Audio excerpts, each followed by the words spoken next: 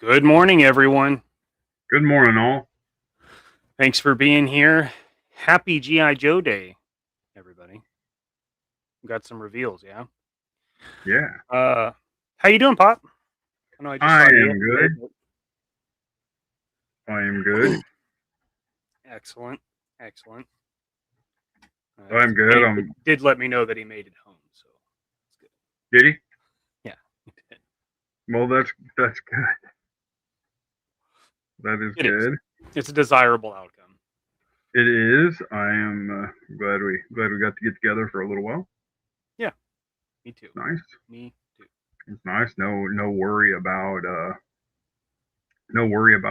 incoming blizzard conditions or anything like that. Just Yep, got little to avoid chilly. that this week.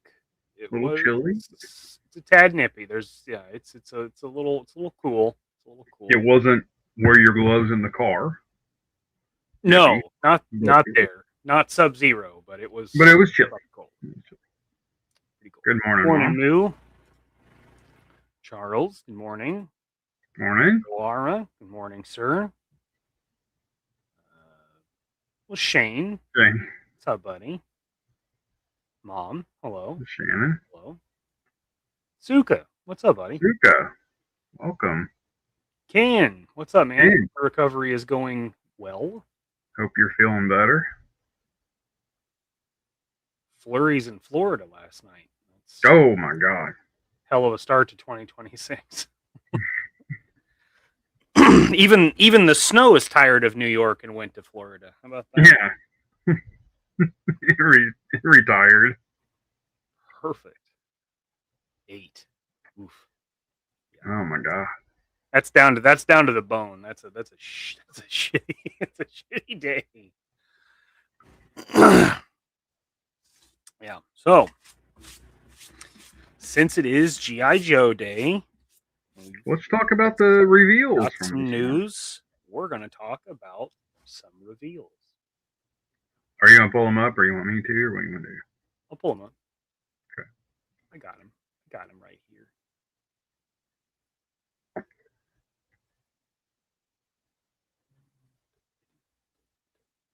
Morning, Justin.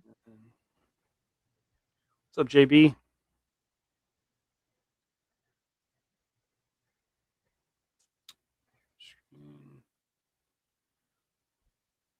All right. Airtight. I know you've been looking forward to this one, right? I have. This is, I think, probably that leaves only one. I'm going to say 1.5 that I still feel like I'm missing. But Airtight has always been one of my favorites. When I was in high school and wanted to join the Army, this is NBC Warfare is what I said I wanted to do. It's pretty. I just thought it sounded pretty cool. That didn't work out. That didn't work out. The test that I took, they were like, "Yeah, we're not going to waste you there." And then I weighed probably 2.25 when I was 17, 18, and they wanted me to drop another 40 pounds. So 40 pounds and drop the IQ a little bit. Yeah, it'd be a little dumber. No, they had plans. I don't know what they were, but it was not in nuclear, biological, and chemical warfare. So I went to the Air Force, tried that. They had the same kind of attitude. They were like, "Yeah, you just got to get you down about 40 pounds and sign you up." But I actually did better in the Air Force test than I did the Army test for the IQ and all that shit. Interesting. Yeah, this figure looks really good. I mean, this looks good. Like we were talking about earlier. It looks like this could immediately be a retro card. I don't think they would do that, but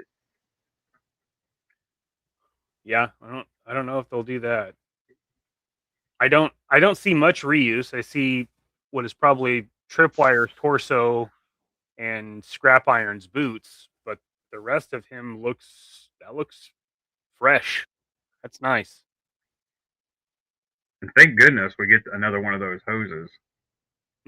You can't have too many of those hoses. You can't have to. I wish they would just do a hose pack, and then it would save you and me some time and money if we could just buy a hose pack. Just a bunch of hoses. Yeah, just a 10-pack of hoses. Put them wherever you want, y'all. Oh, Kenzie's doing well. He's 3 inches taller and short as hell. Well, that's a hell of a growth spurt, man. Of course, growing pains, Probably Good thought to you hear. were done with the growth spurts. Yeah, good to hear. Well, Joe says knew we were getting airtight with the air mole rat molds. Yeah. It just it's supposed to be much earlier, right? Like he was supposed to be. Or no, it was sci-fi that was supposed to be like early stuff using the video game, right? Yeah, sci-fi was in that original game that spurred the characters, so it really seemed like. But we waited it out and we got sci-fi, which I think is probably one of the coolest figures that came out last year. Is this is the last the last figure from '85? Is that true? Really? I think so. Yeah. Wow. Is this the first year that they've wrapped? It might be. Interesting. Huh. That's several comments on here about his sniffer, so I think that is awesome. I'm impressed because that seems like something they would try to do up. I mean, his backpack looks right. The gun looks right. And that's why it looks like it's made for retro, because this is almost just a carbon copy of the '85, just upscaled. Yeah. Whereas sci-fi, they tweaked him and gave him a different gun and did all kinds of other little tweaks. The colors toned his green down a little bit. Yeah. But this one looks dead to rights. This would easily be a retro card, but I don't think they'd do one of the main characters straight to retro, would they? I don't know if they've done that. I don't think so. I mean, only the grunt, I shouldn't say grunt, the green shirt. Yeah, the army built. Yeah, and that's not Yeah, but this would be the one. This would be the one that I would see doing that. Head sculpt for airtight. I mean, if somebody makes a Norman Osborn head sculpt, that would be that's airtight. That's always what airtights look like to me. But do we know if this is a removable helmet? I can't remember it. I can't imagine they would go through all this trouble and then not give him a. But it'd be weird not to show the helmet as an accessory too. Yeah, except at the digital render phase, I don't know. Well, Hydro Viper. They want you to see the head. Yeah, but the original Hydro Viper was a head with a helmet. Well, maybe it's early in the stage then. I really hope it comes off, but if it doesn't, yeah. Then you got the idea that you're going to need an actual helmet hollowed out to fit it. Right. And I'm okay if they just put another head in there and you just do swappable heads. Swap them out, yeah, that would be awesome. Doesn't bother me at all. Then you avoid the whole helmet doesn't fit right, like with wetsuit. You just avoid it completely. But Hydro Viper, that looks pretty accurate. I mean, even the creepy, genetically modified eyes are pretty gross. Really obvious here, yeah. Yeah, I got his creepy dragon flippers, and of course, like you pointed out, he's got the hand. He's got the one hand that's webbed. I was joking with Mikey earlier, like I have so many questions about that and always have, like how does he have a trigger finger if he has webbed hands? And if they're genetically made, like are all of them right-handed? Like how does that work? But it does look cool, and it very much looks like a blown up copy of the OG. So you can't hate on them too hard. because it's going to look cool as hell on the shelf with all his gear, especially with a stand that kicks him up a little bit, so you can. Sure. More Cliff. Oh yeah, he's got a strong hand. 2 webbed hands. See, that would make more sense if you got 2 sides that were webbed, like just him set up just for swimming, you know. But Yeah, I would shut up if we had like an opposite hand set, yeah, like a left hand trigger and a right hand web. because like you said, like there's no way they're going to charge you $27 for this because you've got animal companion, so you're already going to get more. So you might as well throw in a couple extra hands. Now I think the point we got to wait for now is for everybody to start complaining because the manta isn't jointed. Yeah, he's not articulated. That's for sure. Yeah, cool looking figure. This one doesn't do it for me. I liked the original one, not as much as Undertow, but I liked it. Yeah, he's got to come with some more hands. Ladies love the flipper. Completely retro card. Yeah. Even this one. I mean, it'd be a hell of a lot of gear for a retro card, but this one would be really cool to see on a card. You know, barring they did the card some justice, because that's they won't though. So let's not, No, they won't. After Flint, I don't even want to see any more retro cards. Honestly, like everyone, I'm just wincing at the reveal what the card art's going to look like. Yeah, I mean, I think I don't understand. For most of us, the whole point of looking at the card art is the card art was so cool, and that's why you want to see the retro with the card art, to see the old card art big. But then when they do Flint, like what? Like even Jim saying he's a mainline. He's not a deluxe or anything like that. It's just that is probably why they don't give him articulation, is because it's just a injection molded, no right, paint, Jim, no thank you. That's cool. Yeah, that's cool. I feel better than about not getting ripped off to pay for animal packages. Right. Yeah, totally, Suka. Totally. Card art is like, and it's. I mean, and you know, we bitched about the original stuff too. Not original G.I. Joe, original classified art. You're like, this is just kind of bland, you know. Like, you get some good stuff. Like for every major blood, though, you got 10 spirits.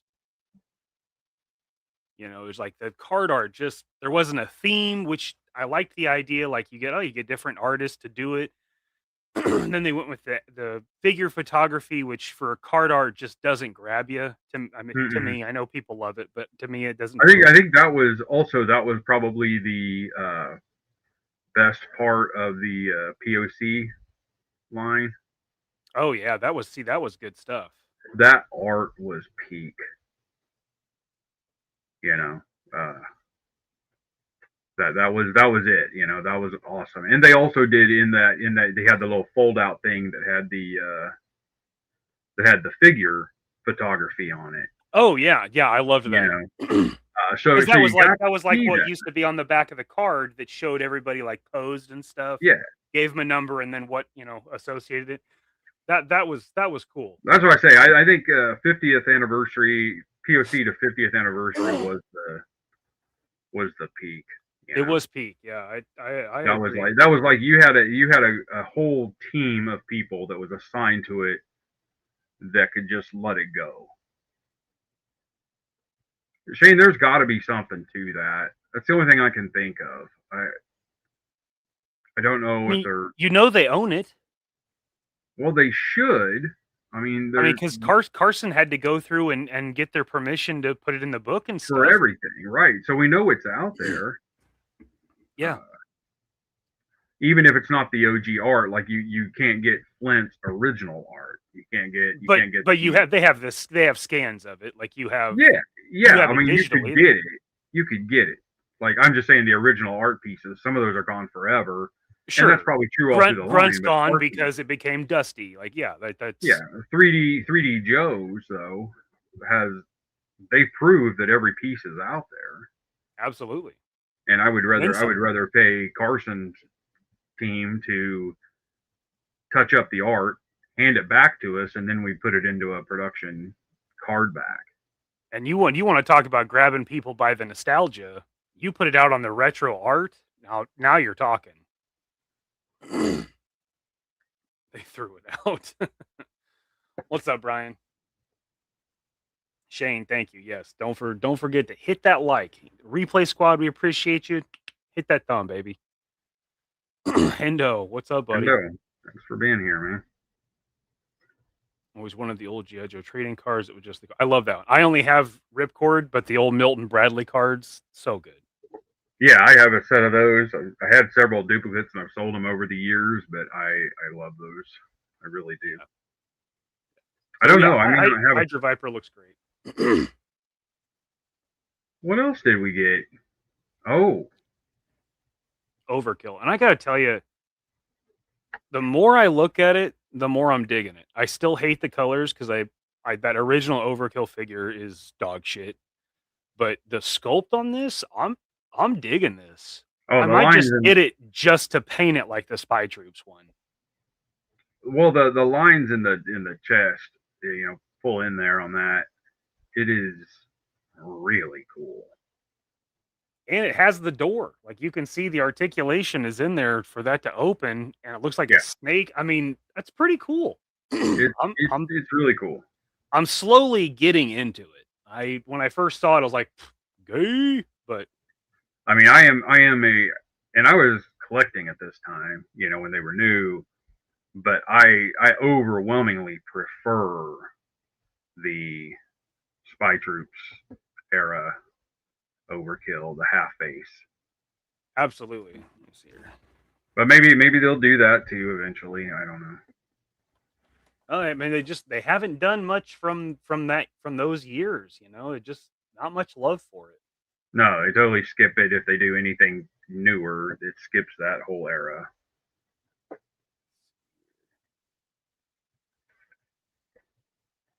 But this is solid. The hand accessories are solid. The BFG is cool. I'm gonna bring up that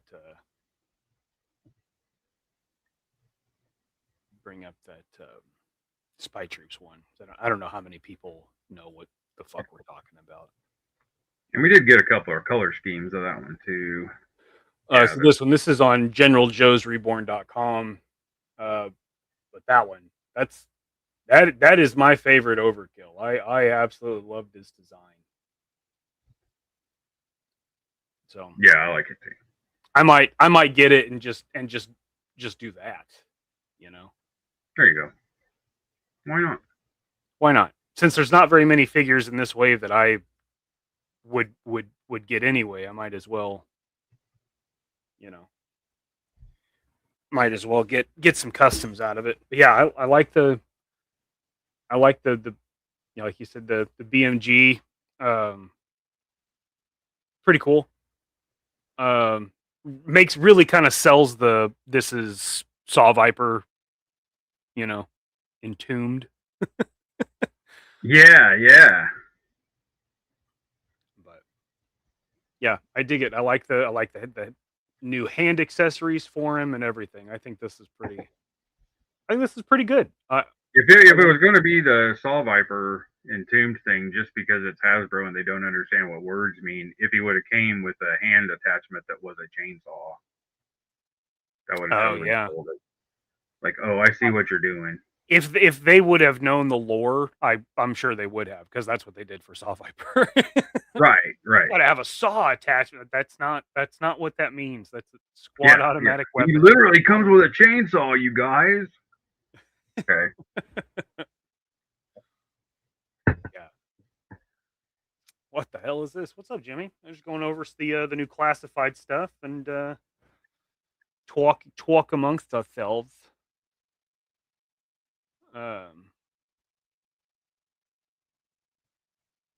Oh, absolutely. I'm in, Suka. I'm so in on that. So many good designs. So much good stuff.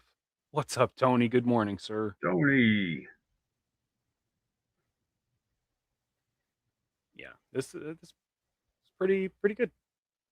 Yes, yes, that was his OG figure was supposed to be the leader of the bats.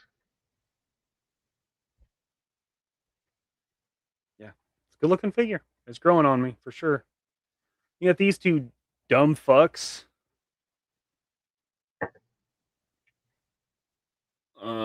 This does absolutely nothing for me, but I know people are fans. Yeah, they finally get their.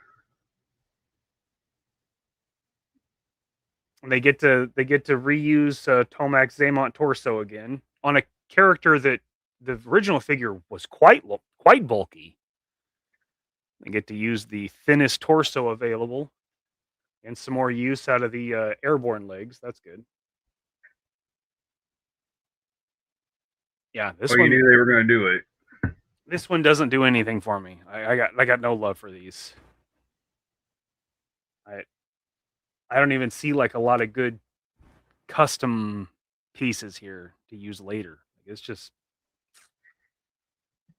it's me. I'm in bitches.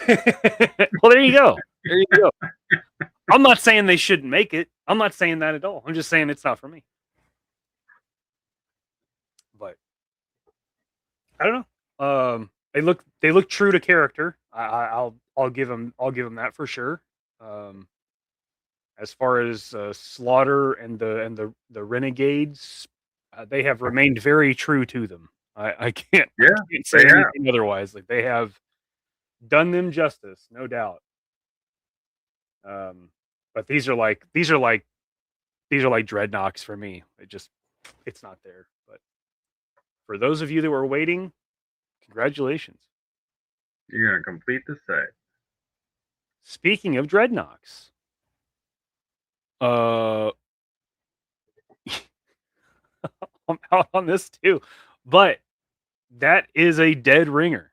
Like this whole everything they've released today, dead ringers. Like whoever they've got doing design, they are pulling right out of the book. Like, which is what the vocal majority has been screaming for.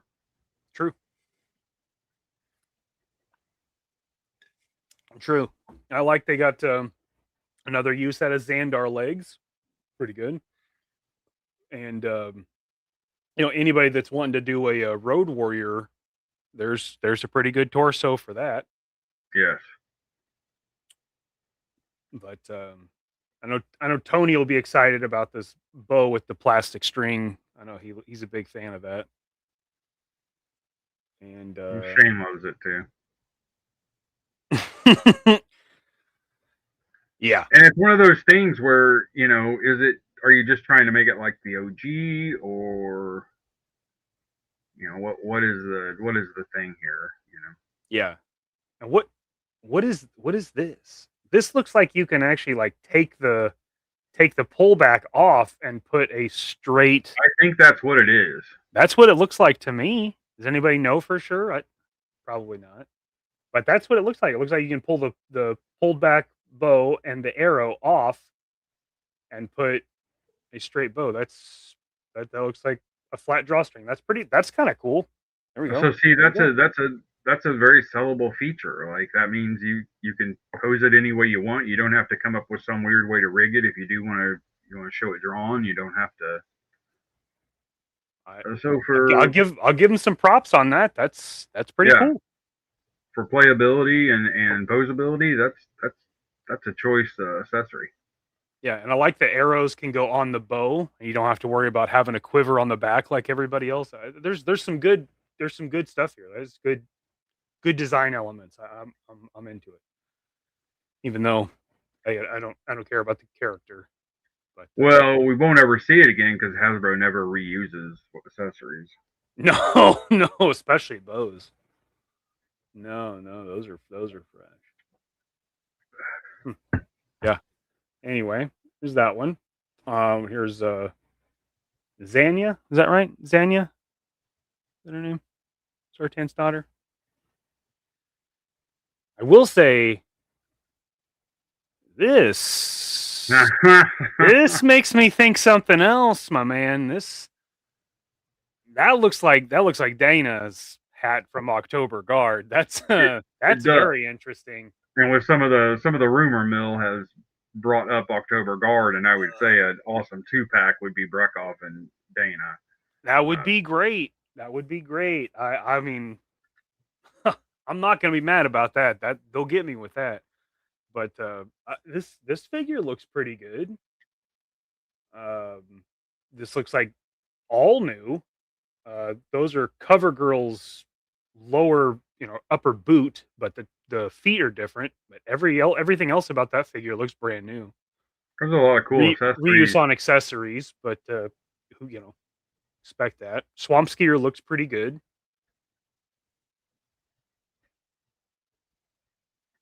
I don't know who they had designing it, but they don't understand exhaust. But all right. Yeah, and I also felt like the back part of the Swamp Skier. I understand they're trying to change the aesthetic, but it had a cool aesthetic. So to put the framework around it like that is a little. Yeah. Yeah, it honestly does not look. It looks less comfortable and less stable than the original Swamp Skier, but it does. I think they would have done better if they started packing motorcycles with Dreadnoks, because that seems to be what everybody does with them, and then just sell Swamp Skiers 2-packs or something. But this figure looks really good. I can't say otherwise. That looks really good. Yeah, it's cool. And then, what the hell is this?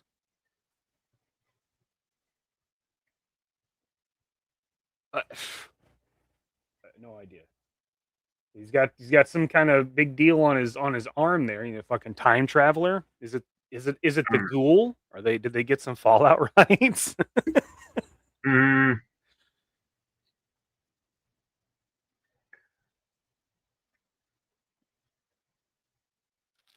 I don't know. I don't know either. I was joking with Mikey pre-show that this is going to be our fast draw. They're just gonna like screw the missile system. Fast draw is now a cowboy character. I also told Mikey that there was a possibility, and this is probably not it, but there is a Sigma 6, their sniper in Sigma 6. One of the versions of him came with a cowboy-like hat and a revolver and a poncho type thing that was like a ghillie suit, but not really. It was more of a overcoat. So very, very interesting. Yeah, very interesting. Looks like there's some kind of poncho involved, and like I said, the big deal on the wrist. Who knows? I mean, and they could be doing some kind of mole rat thing, or they're making one up. I hear everybody bitching about cowboys and like, well, we could make up a cowboy. Who knows? Not me, man. Yeah. I don't know. Yeah. Was that all of them? What? That's all of them. All I had. Seven reveals. Yeah.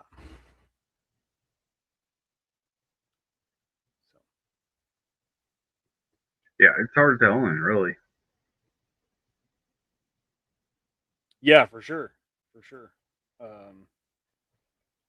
So that's the Joe stuff, but you wanted to talk about something a little more interesting today. I do. I was going to give a quick update on how things are going with the stiletto. Okay. Obviously, the main part of today's video is going to be me going over this new Washington State House bill and how it's going to affect 3D printers. Not just 3D printers, but it could be a lot of makers and creators could get screwed over. So when I found out about this bill 2 weeks ago, right, not long after our last show, I started looking into it, and I've spent a ton of time over the last 2 weeks researching this bill, researching the effects of it, how it could be implemented if it got implemented, why it matters to all of us, even though it's just a Washington state. And I'll explain all of that in a little bit. But I wanted to punch up on how the stiletto is going. So let me pop over and show you guys. I am really just at the very early stages. Here we have the we are for sure going to use movie Snake Eyes as the base for the Star Viper because they're super easy to get. They're readily available, and with the Star Viper helmet and harness, I think it'll be a cool looking thing. We'll probably add a couple of other things to it to give it that look. So this is where we're at on it. I'll pull out here and do a little move around here. So we got from the blueprints, we got the top view, side view, you see the figure, seating, and then from the front, most of the time, especially since I started out as a in this realm as a as just a manual CAD, right? When we were doing things, everything was done by pencil and lines. And it was very common in the early exercises that you would take two views and create a third view from that. Yep. That was like one of the early things you learned. But when you're building something in 3 dimensions, you really just need the 2, because if everything matches the 2, you'll come pretty close to what any other view is going to be. And it's really just a waste of time to draw a third front view of it, because you're going to get, by using these points here, here, here, to get this shape, this middle shape from this line over. I aligned this thing so the center point of the drawing is the front of this. So I'll build everything back from that and forward from that. This thing, when it's assembled, it'll be, here's my notes here. About 27.5 inches long. So it's going to be a pretty cool piece. I am doing a few alternate pieces for it. It got a nice, decent resolution of the original styrene model that Dave Kunitz made for marketing and for them to look at in the original process. So I got some pictures of that. He had a few things that he did. I talked about him last week a little bit. You see here we got on the original one, this is all opened up. Dave's original model did not have that. It was all smooth, so I'll make a cover and an alternate hose configuration for that to match that up. Everything else about it will function pretty much like the original toy. So that's for sure what we're going for. And like I said, it's just a quick update. That's really all I got done on this. I also have been very busy with call sign longbow and grindstone toys stuff here lately. So this last couple of weeks has been super busy for me, but I haven't got a lot done on the stiletto, but that's okay. It's January. It was January, and I knew that was going to be a lot of prep. I've had a lot of other stuff going on in personal life, and sometimes you get to a point where it's very difficult to get in the chair. Sometimes you just got other things you want to get done. You got 40 different things you want to clean up or reorganize or do these other things. So sometimes it's a little hard to jump in the chair and know you're going to be in it for 6 to 8 hours for me, once I get in the chair, then I'm good. I don't have a problem. I don't even want to get out of it at that point. So that's where we're at on that.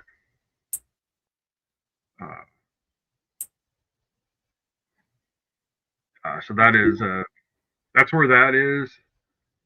Let's see. Let's look at chat here.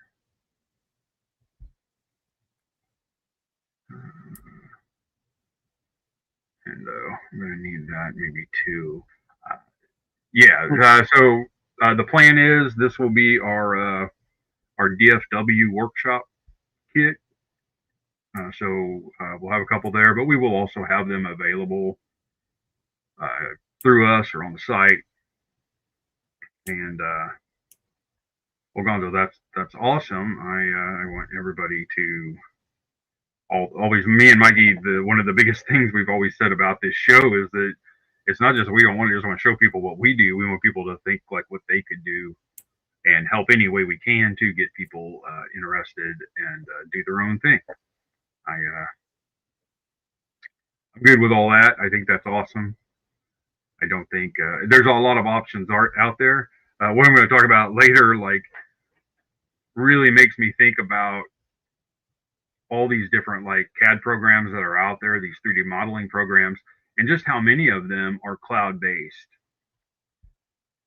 and what that means, and the drawbacks to that. You know, like one thing I hate with Onshape is that if my internet's down, I can't use it. Like I'm screwed. If I'm on the road and I need to pull a file, I got to go somewhere where I get Wi-Fi, open it up so it'll connect to the server, and then I'm able to use it. You also, in order to keep your files yours, you have to buy a license. And that's around, it started out 2 years ago. It was only $600 a year, and now it's closer to 12. But it doesn't matter. There's not a lot of options out there. Even the high end options like Katia, it's all in the cloud, and they have some way of looking at your files. So anyway, that's like I say, we'll talk a little bit about that later. But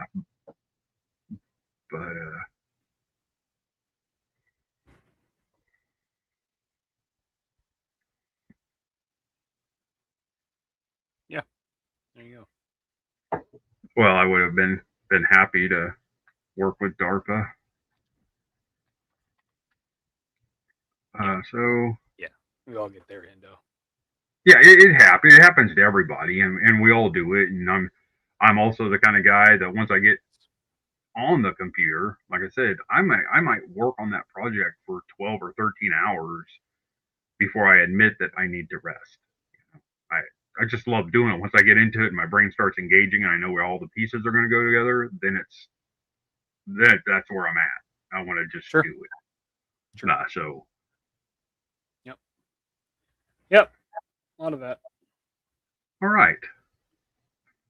So I guess you want me to go ahead and talk about this bill? Let's get into it. You ready? All right. So I'm going to preface a few things here. I don't.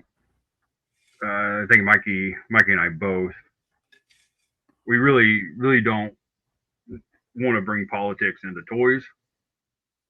That's not what this is about. This isn't a partisan issue. It's an artisan issue. Oh, that's all right. This isn't about left or right. None of that fucking matters. All right. The three main things that are coming together here to make this an issue is obviously Second Amendment rights,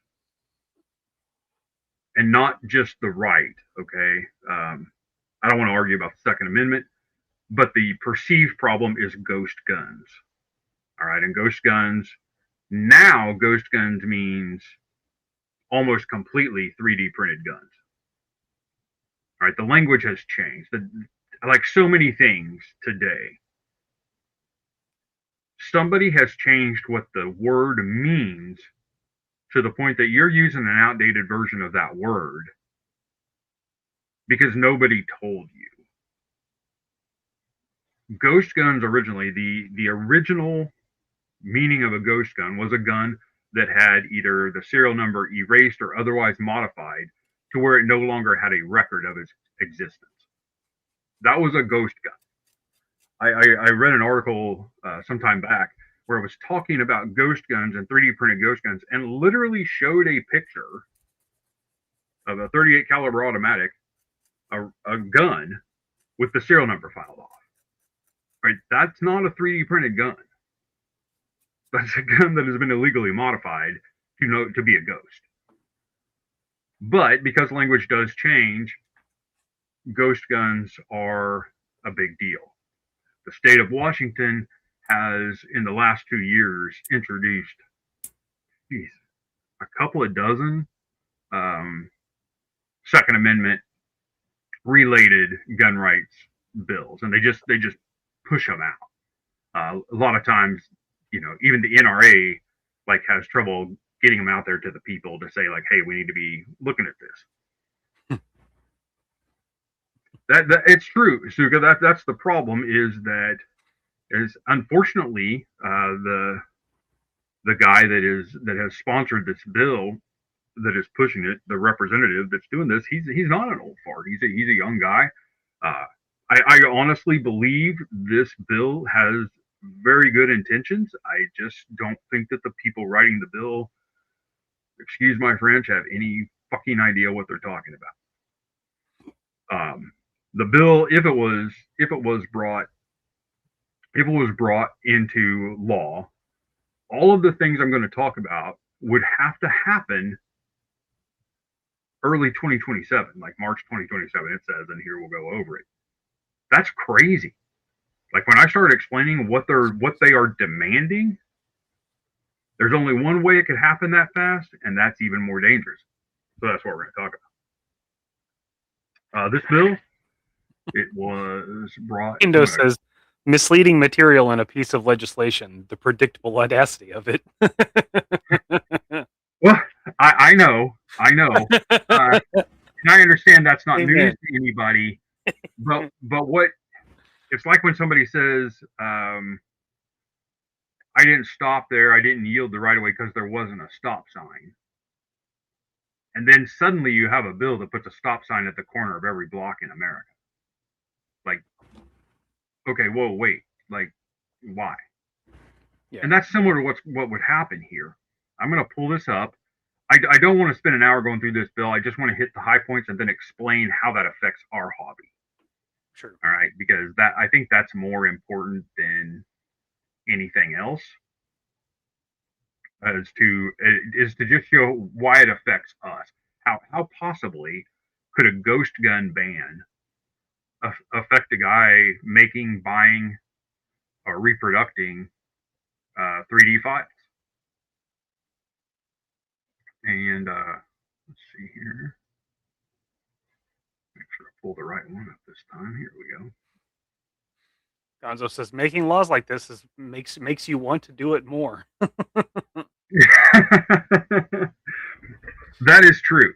Human reaction of being told no. And that's the thing.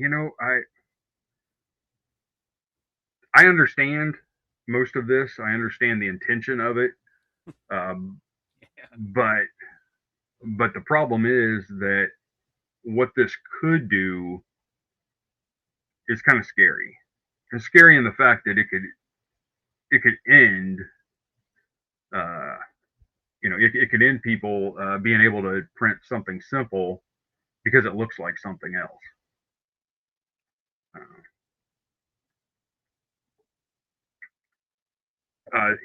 And that, Suka, that is true. The problem is that as 3D print materials have gotten better, some of that is not true, but I want to explain something here. This says three-dimensional printers. Later in the bill, it gets downright scary. Okay, that's the thing. That's what's hidden in this thing that people don't understand. It's not just 3D printers. So let's look at this here. preventing the unlawful manufacturing of firearms by requiring three-dimensional printers be equipped with certain blocking technology, adding a new chapter to Title 19, which is the original ghost gun ban.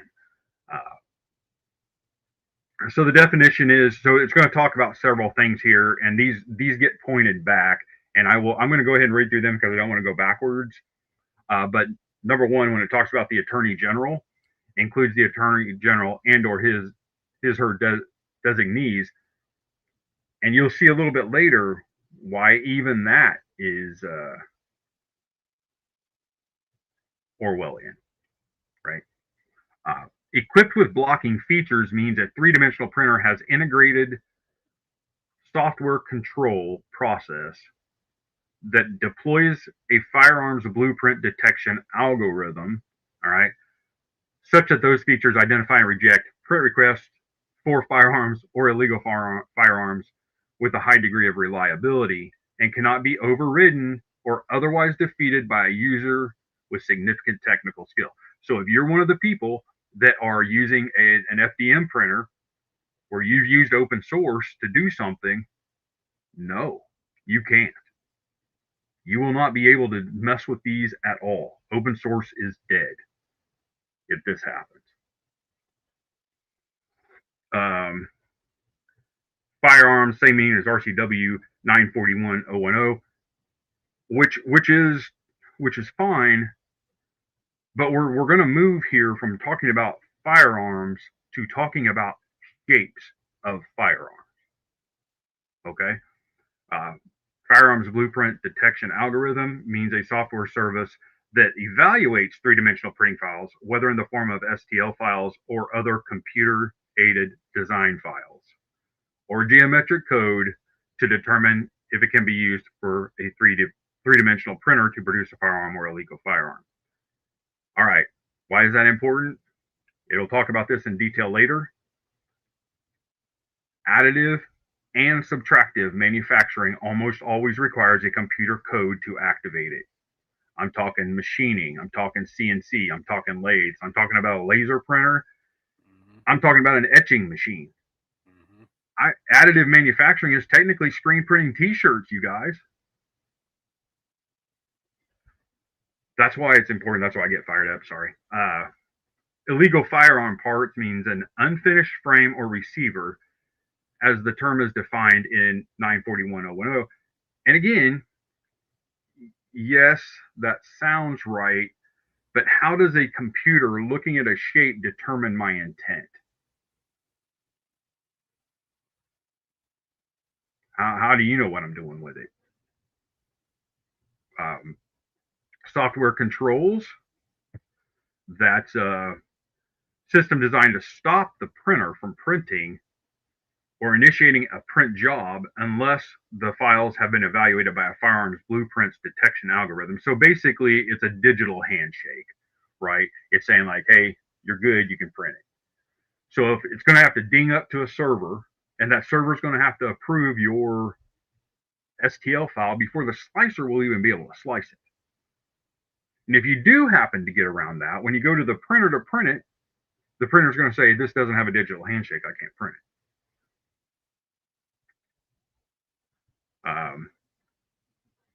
So this just reminds you, this is in the state of Washington, which is crazy. But like I say, they do a lot of this. And then you got any person that manufactures, wholesales, or sells any three-dimensional printer may sell or otherwise transfer for consideration. So they have to have it equipped with blocking features. All right, so nobody can sell anything unless it's got all this crap attached to it. And they've attested to the integration of blocking features as required by this law. We're talking about a year, 1 year. Yeah. If this passes, and it may be May or June before it passes, so you have 6 to 7 months to suddenly change your entire lineup. I don't know.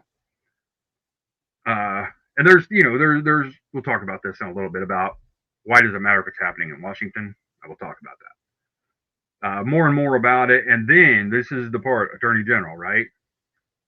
in consultation with research institutions, government agencies, or any other organization that the Attorney General deems appropriate, shall adopt rules and regulations to establish standards for equipping a printer with those features. They also may adapt rules and regulations for any other process that they deem necessary. Throw this out there. All right, we're not going to get, might get the government involved. The government's going to be involved. But we all know that this country runs not just on government, but on corporation. So what if Disney decides to get in on this and says like, hey, also check our files too, man. Do our files too. Check it so make sure that nobody's making a Mickey Mouse unless it goes through us. It could happen. So that goes through that. Here's the best part for every natural person who violates Section 3 of this act shall, for a first offense, be guilty of a misdemeanor, for a second and subsequent offense, be guilty of a Class C felony. Oof. So that's good.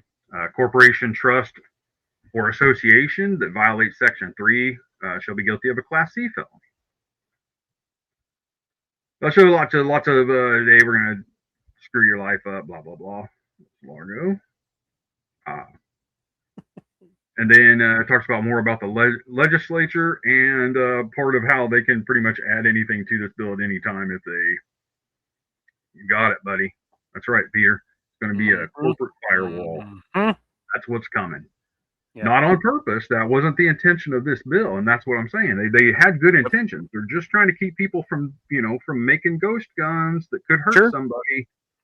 Once again, we're going to punish law-abiding citizens for what people doing illegal things do. Sure. Just again, it happened. It just all the damn time. So there we go. A lot of this is just talking about the algorithm, and that again is scary. And then here's the handshake authentication design.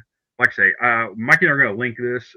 So if you guys want to read through this, if you don't care, it's cool. But I just want people to be aware that what could happen and what the effect would be on just normal people doing 3D prints.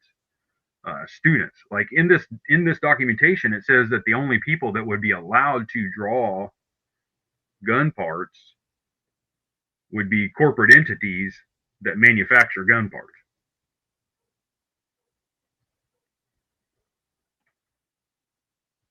This is a gun part. Is the algorithm going to know if this is 1/12 scale or a 1/1 scale? Probably not. Well, no, because I mean we've already seen it with just digital content. Like you guys deal with it all the time on YouTube, right? You know, we've seen Jerk's live streams get shut down 3 times because he's shown a G.I. Joe classified gun on screen. That's AI detection. AI is detecting that. And then the worst part is you get that shut down, you lose your live stream, and you try to appeal it, and you are appealing to AI. Like there's everything that YouTube does to sense things, it's all through AI. And that's the levels you have to go through to get an actual human to be like, oh, well, that's clearly not what that is absurd. So extrapolate that to physical print media. AI is going to detect it. Who the fuck are you going to bring that up to? Like, how's that appeal process going to work? It's not. It's already a government. I want to address this. YouTube is a private corporation. They ban whoever they want. Okay, that's true. But the point here, what I want the point to be, that I want you to take away from it, is that this AI, because honestly, to get this done in 8 months, it's all going to have to be an AI algorithm. Okay. So because of how YouTube's AI algorithm works, and they've had 4 years to do it, they've been working on it for 4 years. Like, what's a 6-month slam together AI going to do? And how much computing power is that going to take? And how many of our tax dollars are going to be drained running an AI, and you don't think they're going to make us pay for that? They're going to make us pay for it. Yep. So anyway, it goes into all this stuff and talks about the blocking technology and all of that. Like I say, I did not want to go through the whole thing, but what I did want to hit on is a couple of topics. This thing was put together, number one, for the gun laws, right? To stop ghost guns. That is a questionable but noble cause. Okay, that's noble. You don't want people making guns. But also, I think it's interesting to point out that that you also have the sorry, I forgot the name of it. Right to repair. All right. A lot of you guys probably may or may not know what right to repair is, but it's literally the right to own and repair an item that you purchased.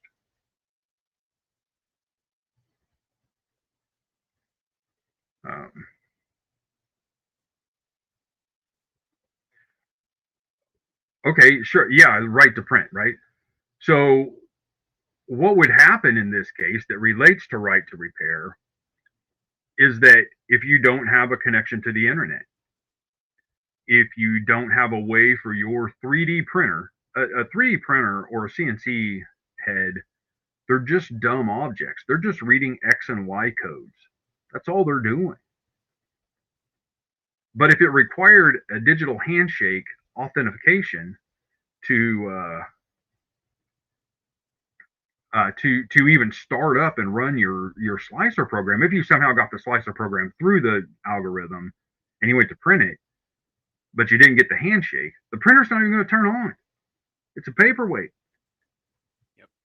You want to talk about right to repair? Yeah, the car thing is big, but John Deere spent several years fighting this 42 million, I think, lawsuit about telling farmers like, hey, you bought the tractor, but you don't own the software. That's our software, and if you try to tamper with it at all, there could be government fines, repossession of your tractor, various things like this. They lost that lawsuit. All right, that just happened late last year. But it took several years to get enough people to listen to say like no. Meanwhile, Tesla can decide because you chopped up cocaine on the screen and that's not a legal use of the screen, they can shut your car down. Or at the very least, shut down supercharging, so you can't use the fast charge process at all. Yeah, they can totally control your car. Think about it this way: if you're a mechanic, all right, and for years, mechanics, guys that work on cars, joke around about how every time a new car comes out, they come up with the star points. That was the first thing, and then they came up with this and that. So you had to go to the dealership to fix it. All right, what if the tool itself had to pass by a scanner on the car to say that that tool has been registered by that automotive manufacturer for you to use on that car, and if you don't have a code in that tool, you will never get that thing opened without destroying it. Apple. Let's talk about Apple, right? Scam of the century, right? I use an Apple because I don't want to dick with all the shit from an Android. I just want a phone. But what happens is you say, okay, my screen broke. I need to fix it. So you tell Apple, like, hey, I need a new screen. And they're like, yeah, we recommend you go to an Apple designated service department. All right. So I go to a guy that says that, and the guy says, I can look at the screen, but I'm Apple certified. But the only thing I'm really certified to do is work on Apple screens and batteries. So if I open it up and something else is wrong, you're screwed. You want to know something else? This is a funny story.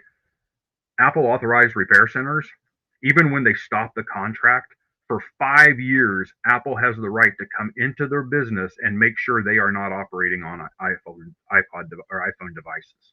5 years. That's like working for a place that has a drug policy, a drug screening policy, and for 5 years after you quit, they can just make you drop urine and pass a drug test. Fuck that. All right. But that's what Apple does.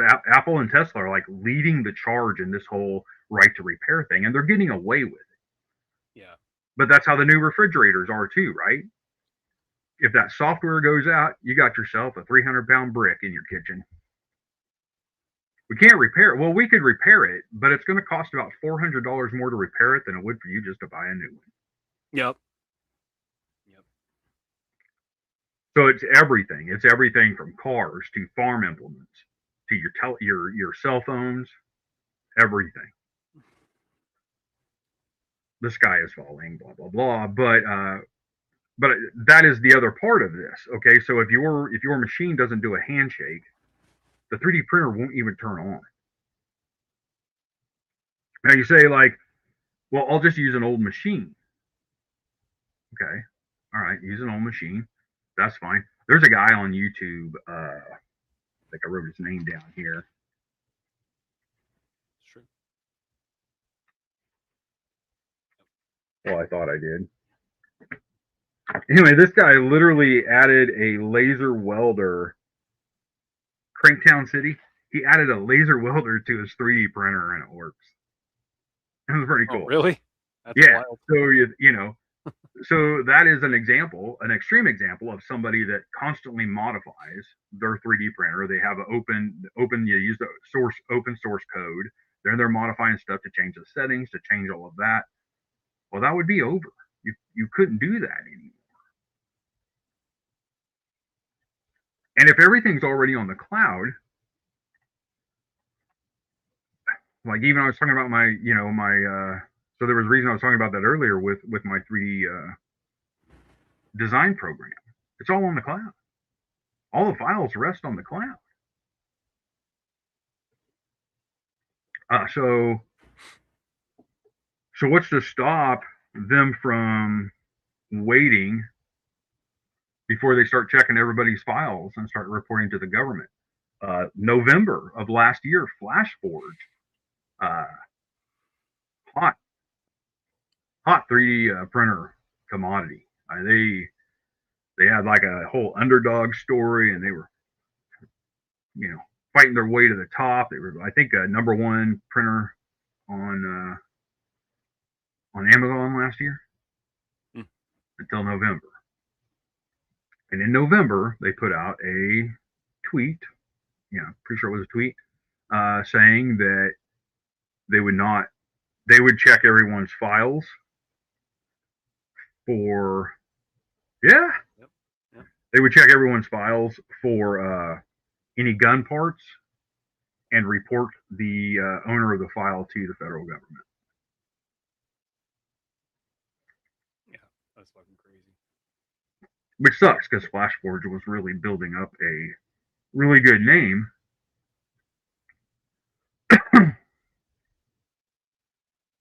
Sure.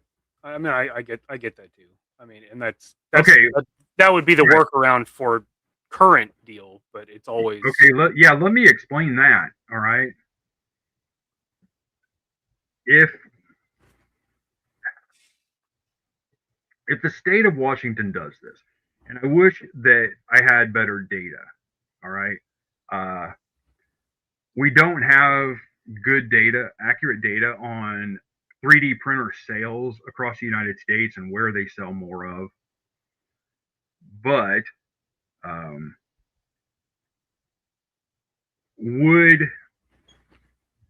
do you really think that, say, Creality, it's one of those 3D printer people, would say, like, we're not going to sell them in Washington? Or are they going to say, we'll make every machine compliant so that we don't have to have variants? I don't know. I don't know what they'll do. But you could see how if something like this happened, it would be incredibly easy for every other state, whether they wanted to or not, would have to apply some sort of ruling on this. And that's why it's dangerous. Or that the manufacturer would have to create two models of the same thing, one to be state compliant like they do with firearms in California, or did when I was in the firearms industry. You have California compliant firearms that come with a 10 round mag cap. Right. They make magazines are made to only hold 10, and then everywhere else can hold 17. So now the manufacturers have to decide, true. is it worth it to make everything just this so we keep one SKU, or now we make two SKUs to make them such and such compliant? Like, I mean, auto manufacturers have done that for decades too. Right, but if we're talking about something that's on the cloud, an AI algorithm that's on the cloud, how is that just going to be Washington State? Now, once it becomes a digital thing and the cloud is the same location for everybody, you can't fight the signal now. True.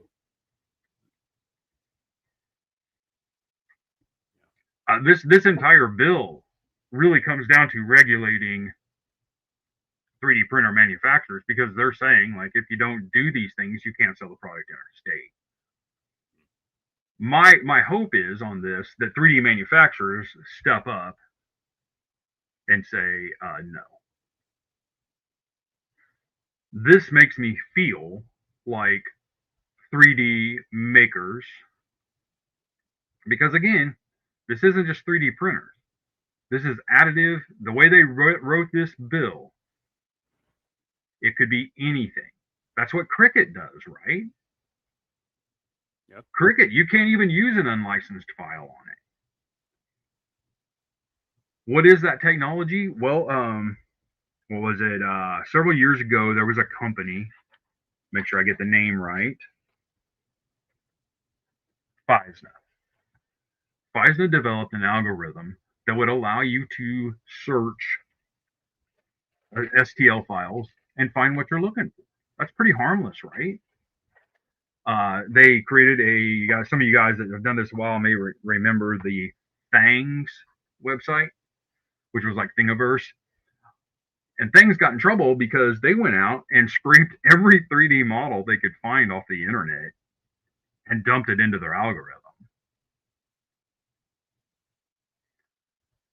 I remember, this is funny because Colts 3D, right, which is unfortunately, Colts has a pretty bad reputation for not making sure that their files aren't already owned by somebody else. But again, the only way to do that would lead to this sort of dystopian decision making, where you'd have to have a digital handshake to say it was your file, which it would help that. But how do you stop it once it starts? Right. But I remember Colts 3D had put a thing on X like, "Hey, way to steal our files, guys." And I thought that was funny coming from Colts 3D. Like, half the shit on here is stolen, dude. Yeah. But I'll give you an example of what could happen.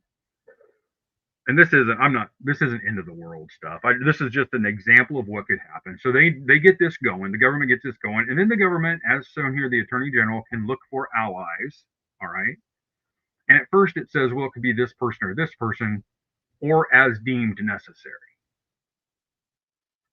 So the government's going to want some seed money from somebody to help set this thing up, wherever it's going to be, whatever it's going to do. So they go to some of the big names, right?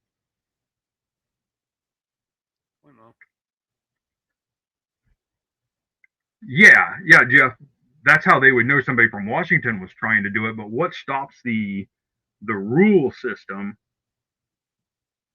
when you're trying to print when you're going to slice a file and you send it out, because everything's been set up to send out the file whether you want it to or not, because they're not going to have two different websites for people in Washington versus people in every other state or in the world. You could use a VPN and get around it. But again, what if that doesn't work? Because it's every file that goes out gets checked, and it may not send you back a digital handshake, but it gets checked. How do you stop that and make that only Washington? I don't know, because right now the only way to do this is with AI, using the algorithm that Physna uses. Now, by the way, Physna, as crazy as this is now owned by Shapeways. Oh, wow. Right? And for guys that don't know, Shapeways is a company that has 3D printing solutions for everybody. before everybody could get a 3D printer, you went to Shapeways. You were like, hey, I need these things made for me. I don't care what printer you use. I want it to look like this. I don't care about the strength. You pick what color you want, what material. You pick all that, and then you send it off to Shapeways, and they would send you a box of parts, and you built your thing. So Shapeways is coming to save the day. They already have an algorithm, and this algorithm uses geometry to create a digital footprint of the STL. All right, that is the only way that you could do this. But what could happen? They're going to bring in some guys and say like, hey, we need some help, and Disney's like, yeah, we'll help. We really want you to kind of look at our copyrighted material too. All right, so when they do that, say I'm going to add a different screen here. I'm going to show you an example.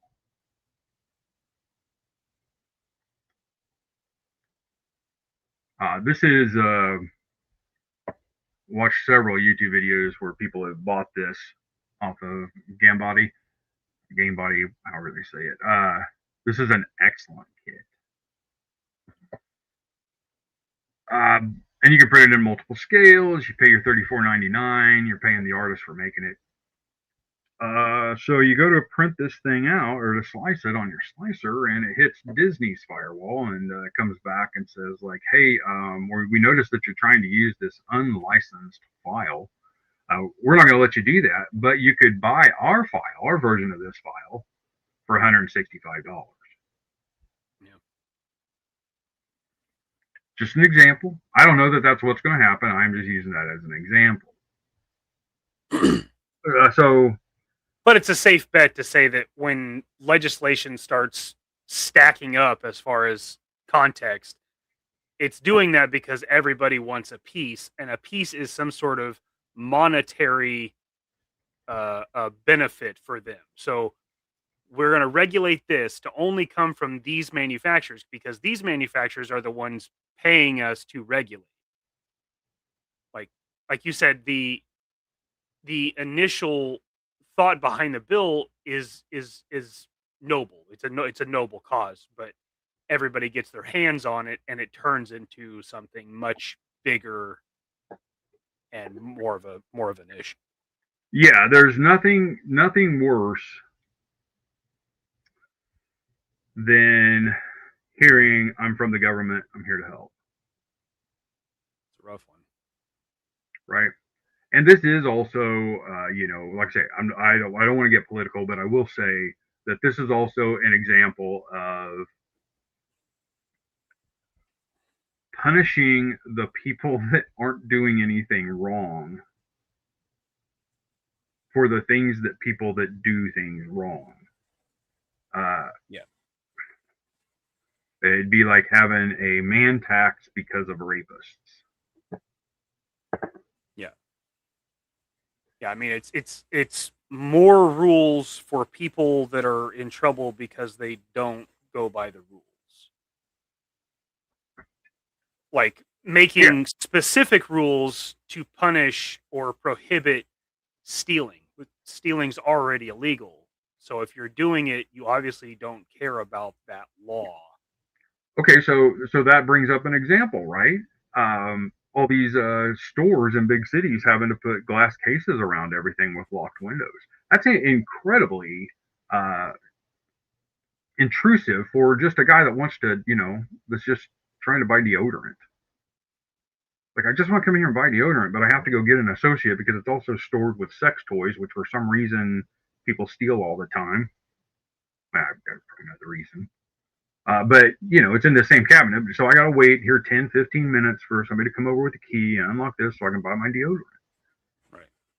Because they're already understaffed. So finding somebody is always a problem. Like there's just the issues we have and how we're trying to fix other issues don't mesh either. So just say, let's say this bill passes. The bill does say that firearms manufacturers would be the only ones that would have access to that file. How does it affect our hobby? Because the toy hobby, okay? If you guys 3D print parts for guns, if you do any of that, I feel like that is your right. You bought again, right to repair, right? I don't like the angle of the grip, so I'm going to make myself a new grip. I'm not making a machine gun. I'm not making a silenced assassin gun. Right. I don't like the weight of my barrel because I'm going to be trekking 4 miles through the woods. So you mill out a new one. That makes sense to me. That's so let's say you do that. Let's say, like Mikey, you just mentioned the barrel. Like, I want to see if I can get this thing to reconnect. Here, let me share this.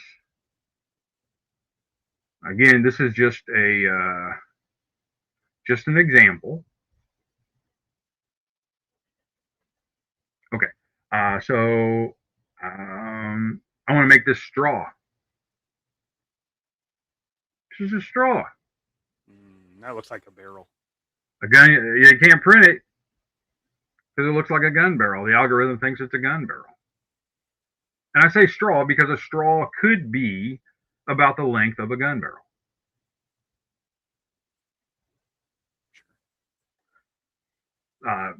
Extreme example, but you think about not just us makers, right? But think about STEM in schools. No, they're not making guns. But what if your plan was to make a super soaker water gun? It's got a trigger, it's got a handle on it, it's got a receiver, it's got a barrel, it's got all the things that say it's a gun, loosely. So how would you get around that algorithm? Because we're talking about an algorithm AI that's going to be slapped together in just a few months. It's not going to be that smart that fast. AI would be happy if we did it, because when they go to taking all of our guns and destroying us all, they're already going to know how to make sure who's got printers that could print guns to fight them with. So we don't, they would love it. They would love it. But seriously, there are possible ramifications to us. One that I was thinking about this morning was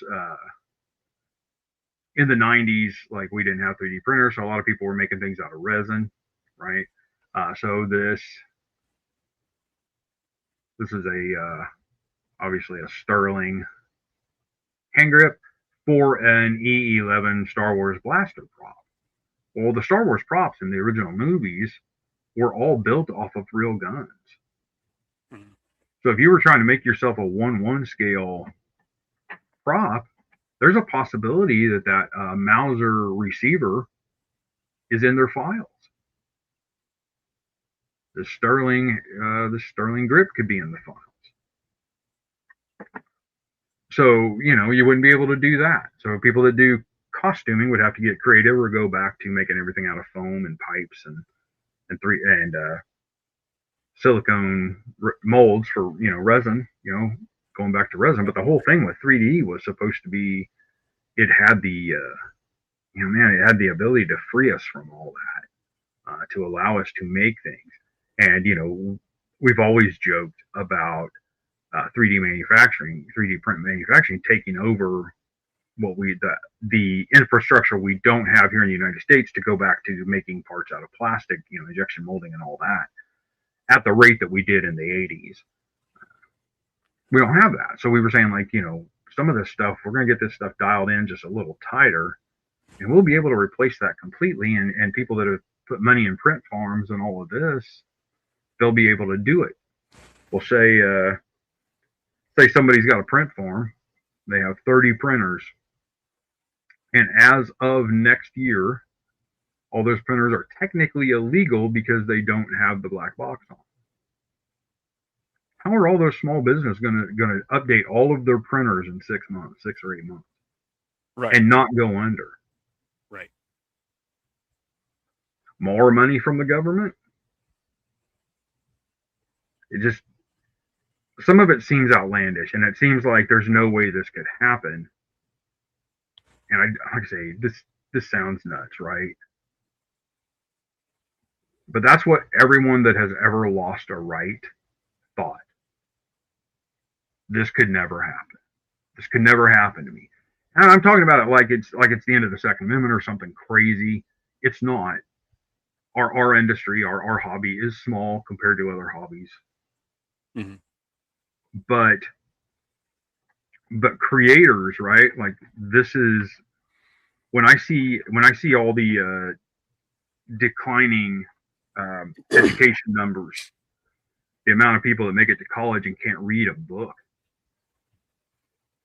All right, it gives me hope to see that same age of person being the person that makes the next big breakthrough on 3D printing because they had access to open source code. Because this is the future. The future isn't going to be what we've had for the last 50 years. The future is going to be these things that can be made on the fly without an incredible infrastructure that this country is so used to depending on. Yep. So, it may not happen. Like I say, it's in waiting. It has not been brought to the floor. It hasn't even been sent to committee, I don't believe, to even look at it. AI to create more AI. Yeah. Jeff, that's what I'm saying. Like, you let AI handle that. Just like this joke last week, this joke thing that came out. Even though a couple of months ago I had told Mikey that they put two AIs in the same room to communicate, and by like the third or fourth day, they had learned a language to speak to each other, and then they had gone so far as both of them just shut off and shut themselves out of the system. Crazy.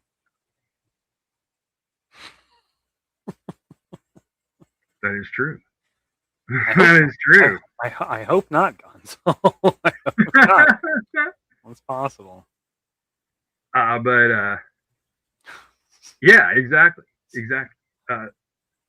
So I don't, like I say, I joked with Mikey, like I have my conspiracy theorist look, but I really, Washington is incredibly aggressive, all right, on the Second Amendment. But you get beat down, and this isn't. Nobody really has the 3D print world. We're not known for outrageous murders or harm to other people for the products that we make, right? The products that we design, that we build. I'm thinking about engineering students and, designing something and not being able to finish what they're working on, or having to start over 3 or 4 times because they get to one part that John Deere finally figured out, hey, we just needed to wait a little longer, and you're trying to make this sprocket, and my God, it looks a lot like 224571. No, you cannot print that file. Yeah, done. DJI drone. I didn't know. Is that right? I didn't know that. It would be very similar to that, except it would. Gonzo's got a question for you. Have you used AI to? Gonzo, I have not. Man. Like, this sounds nuts, right? But what a terrible bumper sticker. George Orwell was an optimist. That's like Magneto was right. That's a rough pill to swallow. Idiocracy is a future biography. Yeah, no shit. Morning, Max. Hey Max. We're talking. And I hate it because I feel so old talking like this. It really makes you feel like a kook. But there is something to fight here, and we're gonna link. I asked Mikey to link a couple of things in the comments. One of the guys so if you guys do want to go down the rabbit hole a little bit, you can, and you can stop anytime. It's not like, but if you're like me, I'm watching one video, another one pops up, and I'm watching it, and I'm watching 2 or 3 different people's views on it. One of them is let's see. I'll put those in the description. Yeah, Loyal Moses. He's a guy that the fun thing about Loyal is that he's done these crazy dystopian future videos about what it's going to be like in the future to try to 3D print something. But he also has really good breakdowns of the law and what it could do, couldn't do, his concerns about it. He's a 3D maker. And the other one is a fellow by the name of, let's find his name here, Marques Brownlee. And Marcus is big into the right to repair stuff. The reason I tell you both of them to go look at if you want more information, we will link to the bill, to the page, the Washington State page where you can download the bill to look at it for yourself. But those two guys, there are lots of other people talking about this stuff. I don't want to pigeonhole to those two guys, but theirs are more focused on this stuff. Marcus has actually gone to Congress in Washington to discuss these things, especially regarding computer repair. You know how a used to be a $12 part on a motherboard would break and you could just solder a new one in, and how companies are saying no, you got to pay $150 for a whole new motherboard. He's been very active in that. So like I say, it's a rabbit hole that turns into a rabbit hole, but at the core of it is if we were to do something like this, we need to be assured that we have controls in place to make sure that we're not all screwed. And it's not just us. We're just, a lot of us are doing this for a hobby. A few of us are doing this as a living, but there's thousands more people out there that are doing it as a living. And when you start talking about anything that makes an additive or subtractive manufacturing, quote unquote, I mean, you're talking, like I said, you're talking about t-shirts. You're talking about something you make with the Cricut. You're talking about engraving metal, laser engravers technically use CNC programming for the axes. So they could fit anything into this. Anything that requires a file to operate a machine could be in this, could get tagged with this. That's it, Hendo. That's it. And that's true, Hendo. And like I say, I feel like I told Mikey last night I really wanted to talk about this because I feel like, yeah, I'm sure that the criminals would still be, because they don't care that the technology on the printer is better, or that you can heat your resin vat if you're doing resin. They don't care about all those upgrades. They just want to be sure they can make the gun parts. So they can still be using one of the original 3D printers, getting a hold of the same filament that you use, and still making gun parts that they're trying to make. Yep. Stop doing crimes. Yep. Yeah, and all the time. Laws only stop the lawful. That's it. That's exactly right. Right to repair is the way. Should be standard. Yeah. See, Max got the DJI drone too. Oh shit! Sorry, Bob. That's all right. I was just looking at it. It is taking a lot of shelf space. Yeah. So yeah, it's while it's not an issue right now, there's no telling what they'll try to do, But if you're in Washington State, drop the representative from 48. Drop him a note. Call his office. I watched a video yesterday of a guy in Washington State that has a print farm, and he called the office and talked to the representative's assistant for a little while, and he's supposed to get a call back today or tomorrow, probably tomorrow, I guess it's Friday, and he thought he would hear from him Monday morning. I am interested to watch that guy's what he finds out, but there's no reason to go in there flailing your arms. No. We're not getting paid to protest, so there's no reason to be over the top about it. And the best way to have conversations, especially political conversations, right, is to be calm, have your facts ready, have your concerns ready, and and sometimes the person you're talking to isn't going to listen at all. But politicians tend to listen to their constituents. And that's our only hope right now. New York has a similar bill. Theirs is more narrowly focused. Washington actually has two bills that do this. 2321 is this one. 2320 is the other one. It's more about the sell and distribution of firearms, but it included some of the stuff for, I don't know if you guys are gun guys, like about 8 years ago, you could jump online and buy a plastic block with a machinist pattern to cut out a receiver for an AR. And now they can't do that anymore. But that's some stuff like this. We talk about right to repair. Like, if it's going to get into a gun manufacturer thinking that you're making parts so that you don't have to buy a new AR-15 when we tell you in 3 years you need this one, they're going to get involved. It's about money for them. It's about survival for us financially, right? Apple, same way. Tesla, same way. Like, whether you're on board with Elon or not, or whether you like to burn Teslas or drive them, doesn't matter. The fact is they have a handle on this harder than anybody else right now.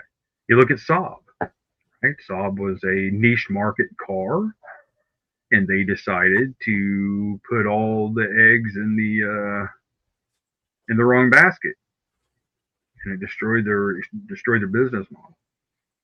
Yeah.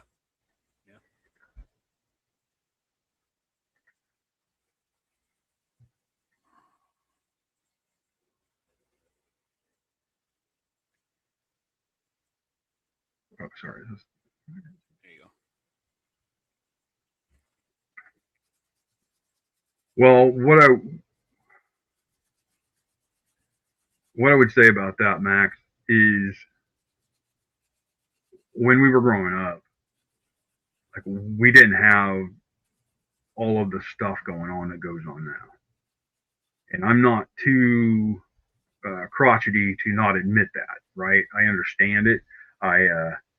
I also understand that there was a time in our lifetime when the people, we stopped putting some people away or giving them treatment for disorders and told them they just needed a hug and sent them on their way or put them on Adderall. We didn't do that back then. Certain people had certain tendencies, and we put them somewhere where they would be safe from everyone else and from harming themselves. We don't do that anymore.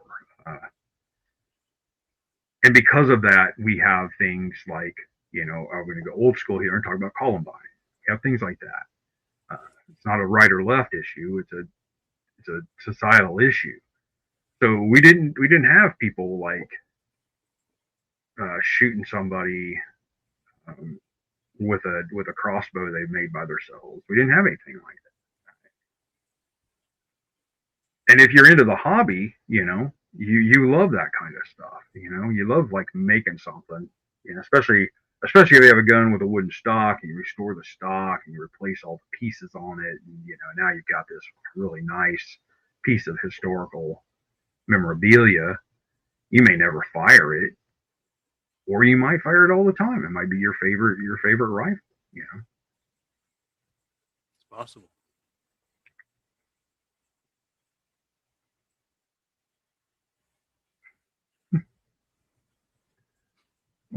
I don't know.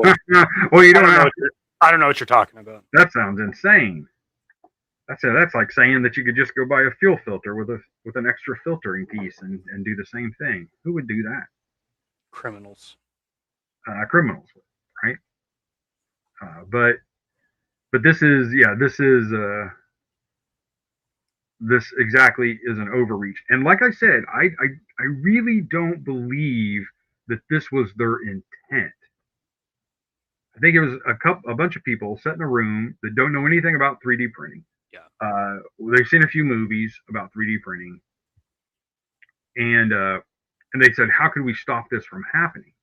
They didn't think about the thought that a Nerf gun, could possibly trip the algorithm, or that a toy gun could trip the algorithm. On the other hand, you do have people that don't believe we should have toy guns, that don't believe we should have replicas of guns. We do have a group of people like that. I'm not saying that they're the ones that did this. I'm just saying that the people that put this bill together do not understand the ramifications, and if they do, they have to be stopped. If they don't, if it's not a mistake, they'll have a hearing and they'll bring in experts, 3D experts. They'll bring in people that talk about it all the time, that do this all the time, and explain why this is overreach, the ramifications of letting an AI decide whether something is right or wrong. Right? It's one thing to ask an AI to make you a cool picture of something that doesn't exist, and it does it. It's one thing to ask AI to help you write your homework. It's another thing altogether to let an AI decide what is morally right and wrong. Yeah. But I mean, it's the old saying, the road to hell is paved with good intentions.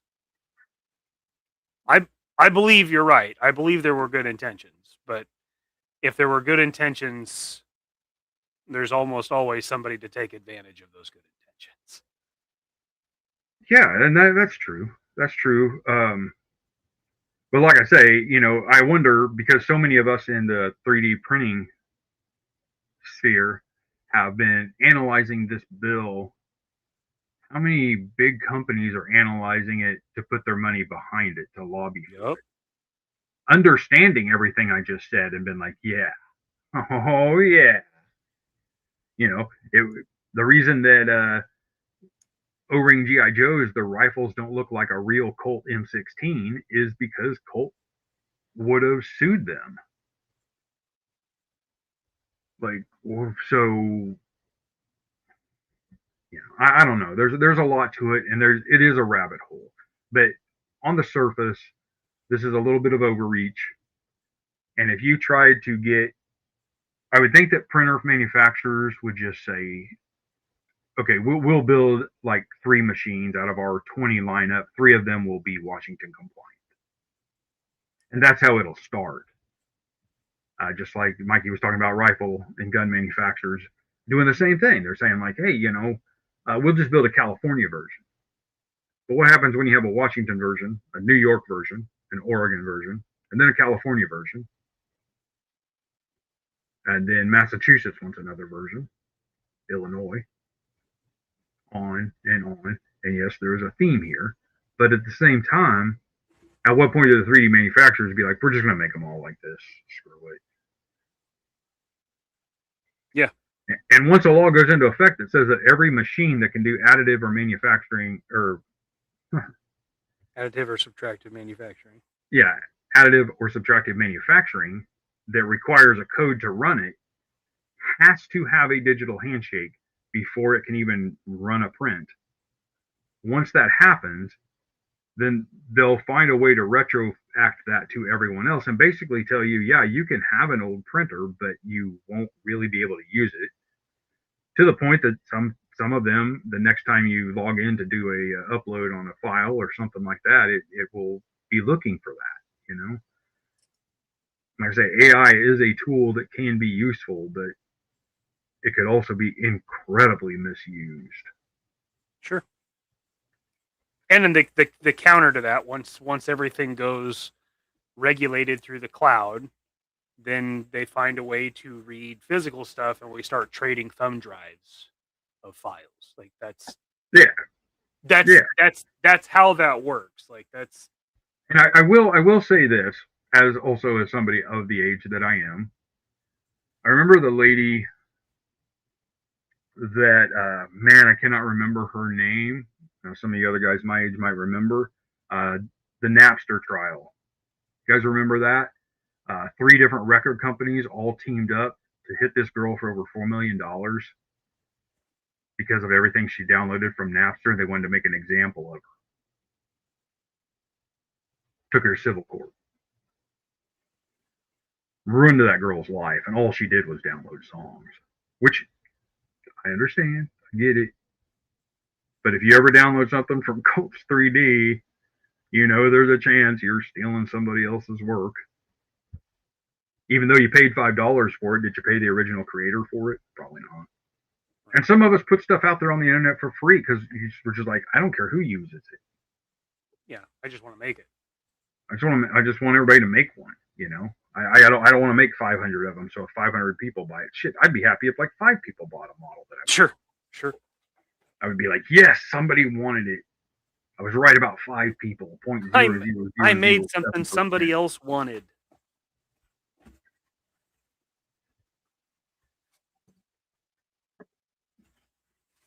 Yeah, there was the Metallica one. This girl, I think, was a little older than that. I want to say she was late teens or early 20s. So yeah, but yeah, when that happened, like there were several lawsuits across the country, but this one girl was the first, and these 3 record labels all banded together with their every bit of lawyer action they could pull out and went after her, and she had no defense. Because they said you can't plead ignorance when there was a time, and I was older than being in high school when that was going on. So I was very much aware that it wasn't, necessarily legal. But you had a bunch of high school kids that were like sharing thumb drives, like Mikey said, of downloaded content, torrents and stuff of songs and albums and movies and everything else. And everybody was just like, hey, I got this online. Yeah. I remember in high school they had the thumbnails that we traded had a version of Halo on it. We could play Halo on the computer stick. It's always a part of it.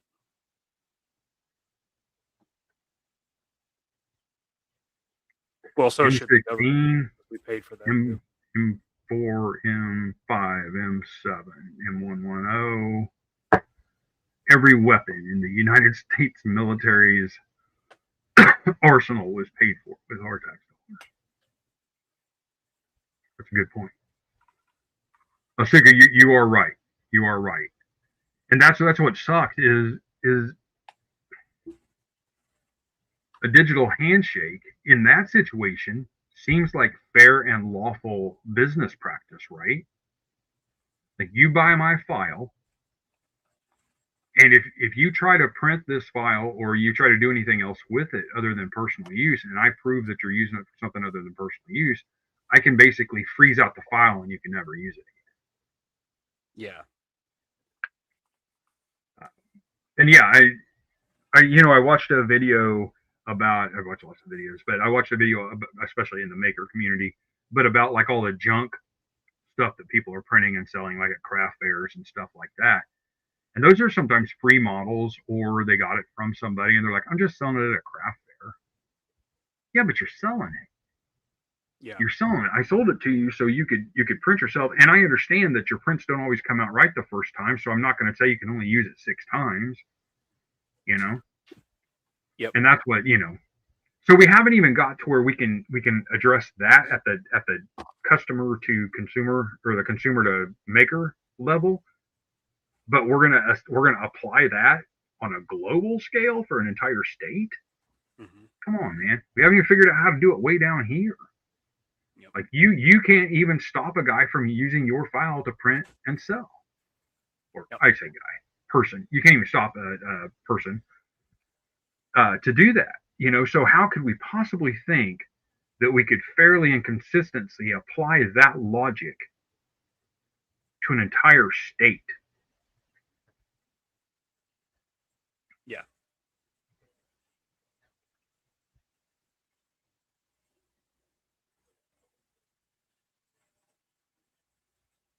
Right. But like I said, Max, if you're printing for yourself, you print it, print fails, and then you go to run a second one, and it's like, sorry, dude. So as a 3D maker, you that's a problem. So there's got to be, but again, that's not been legislated. We're just a bunch of hobbyists and idiots.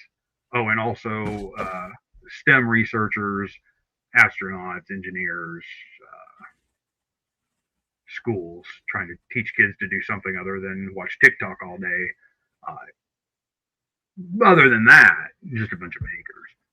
I agree, and maybe Max, the thing here is that those of us that do have legal acumen should have done something sooner.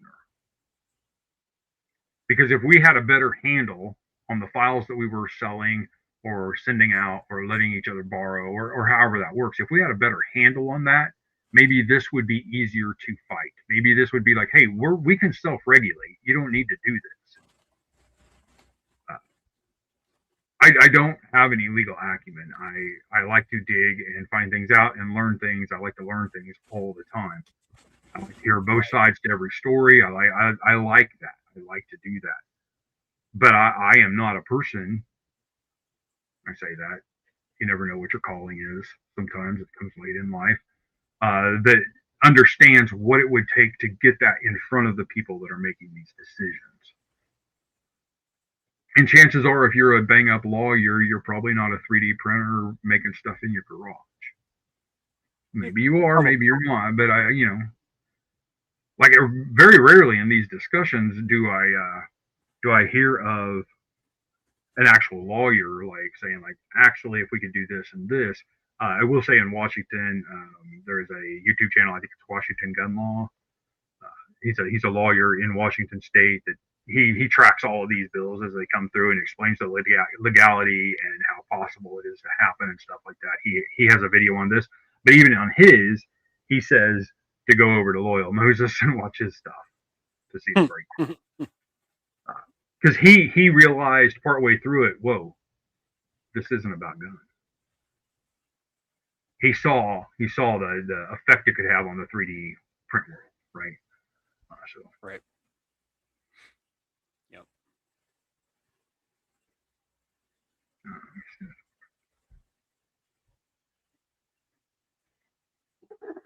Right. That's true. Yeah, I mean that's like I say, when you talk about additive and subtractive manufacturing, there are so many things.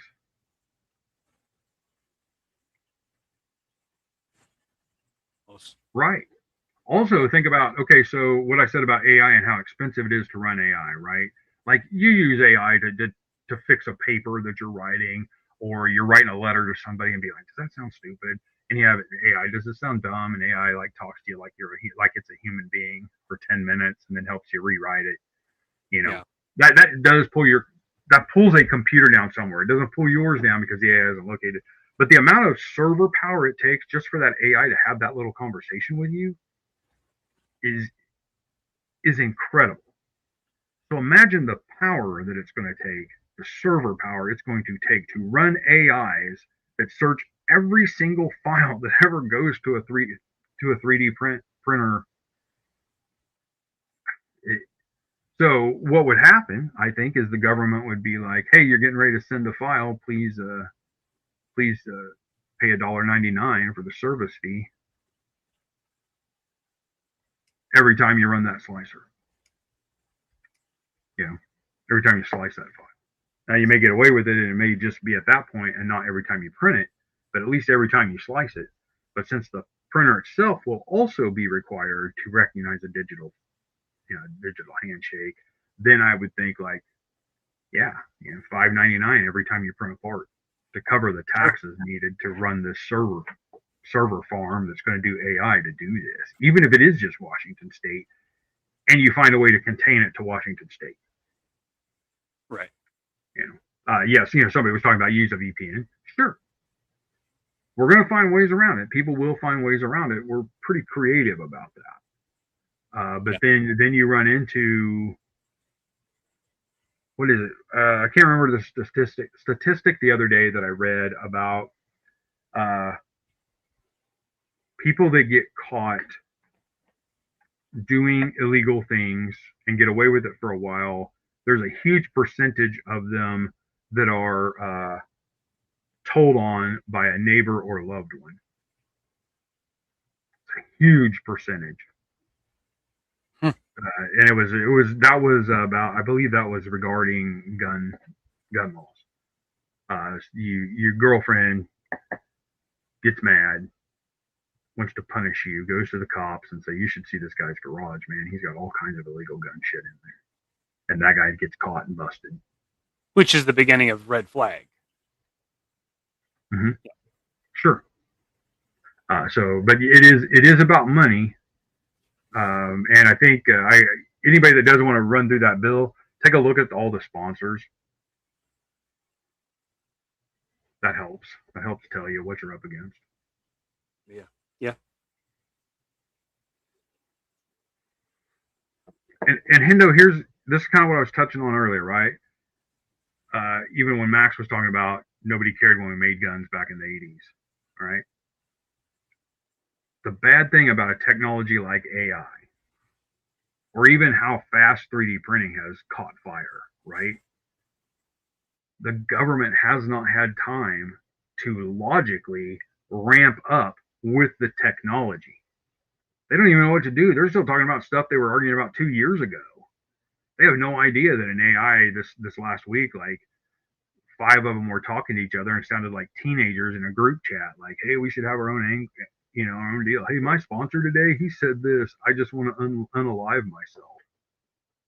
I think an AI said that. He's talking like a kid. I spent 35 seconds rewriting a code for this guy, for my sponsor, and he came back and said, "Could you make it shorter?" Ugh. Like, so if they're already at teenager level, where are they going to be in a year?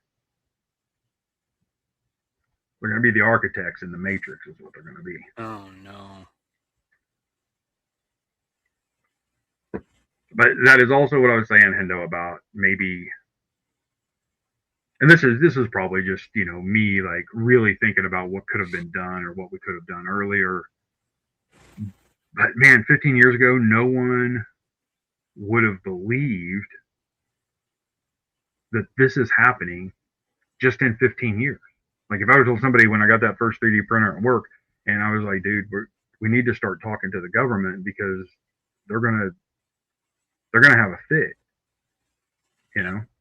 I built some 3D models for a boat company, and they were boats with motors on them, and they were Mercury motors. All right, so I resurfaced models from their 3D files, resurfaced to them, and made them watertight to be 3D printable, and I put those on the boat. Well, what would happen now? Like, would I have to get like some sort of digital permission to do that? How would we do it? And I think about something that simple, like I was just doing that to make a cool model for a future boat, and it was very detailed. It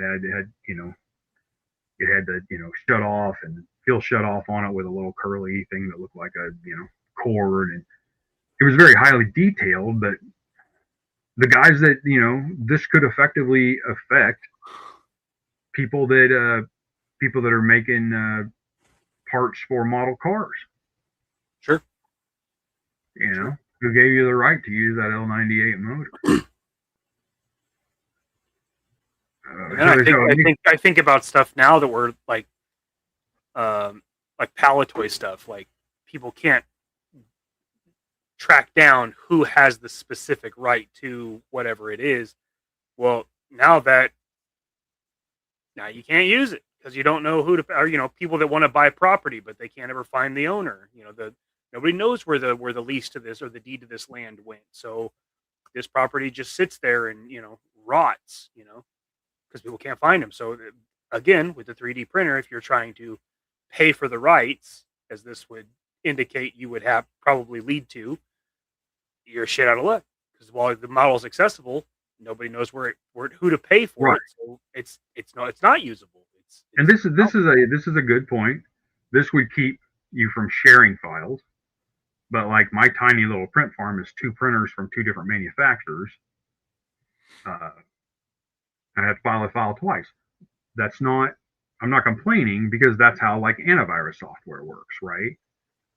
You don't just get one antivirus software and suddenly your everything you ever buy is covered by it. No, they want you, this computer needs to have a license for it, and this computer, and that sucks, but that's how they protect themselves from people just saying like, just use my exe code.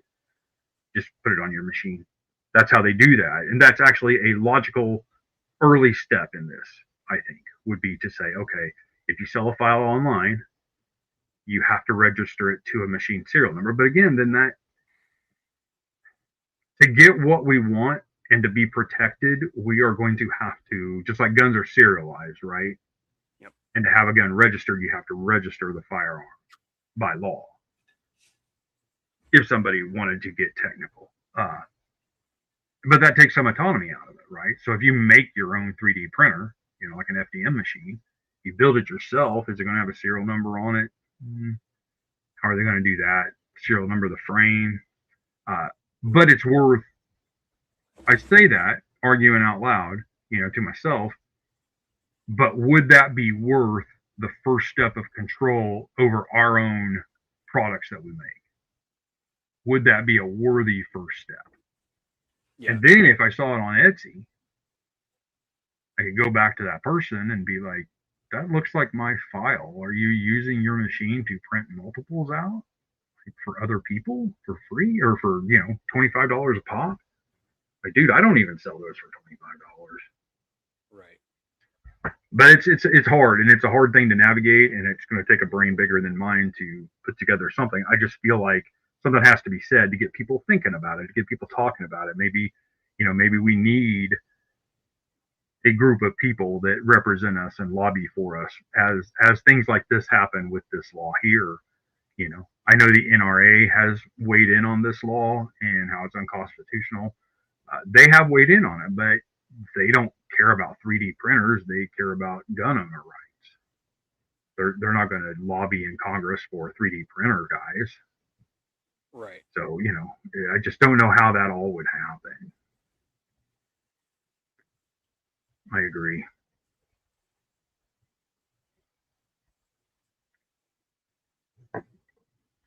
Yeah, and that's for us to even we can say this is unconstitutional, this is unfair, but what have we done to manage ourselves in a way that we could present ourselves as, hey, we're not just a bunch of crazy people out here just printing whatever we want whenever we want to. I mean, we are, but there is a method to our madness. Like, say, if you're an engineer or you're an engineering student and you're making something, like you're building up to your livelihood. I don't want to have to put a serial number on every single thing that I print. That's ridiculous. So there's got to be a way to do it. But again, we're still operating on standards that were created in the 1980s when there wasn't even a 3D printer really yet. Well, and then there's who tracks those serial numbers. Right. Like, are you going to create? Well, this is probably what they would do: but create another government agency that's going to be understaffed and underpaid, and shouldn't exist anyway because the people that pay the salaries aren't into being more heavily regulated. But that's a whole other issue, right? But like, who's going to keep track of this? Like, the BATF handles firearm serials. They regulate those pretty heavy. I think there's a branch of like the EPA that handles like HVAC equipment. That they have something that does that. But my job, we have manufacturing equipment, commercial packaging equipment. All of that is serialized. We're the only ones that pay any attention to that. So would the manufacturers then be in charge of regulating their own serial numbers and reporting back to the government? See, that's what I'm saying. Definitely not doing your job.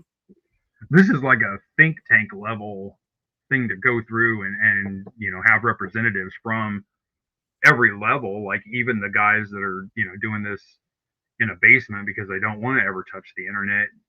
We need somebody to represent those guys too. This just can't be like I haven't thought about this, or I didn't think about that. Oh, well, did you guys think about this? Not really. What could we do about it? And then come up with a group. I don't know. That just seems like it seems like a lot. It seems like a very difficult thing to put together because, so many people don't care. Right. But like you said, like that's how all infringements start. Yeah. Like I'm not trying to get everybody with their fucking pitchforks and shit, but that is how they all start. You're like, well, that doesn't really affect me. Like, no, this doesn't.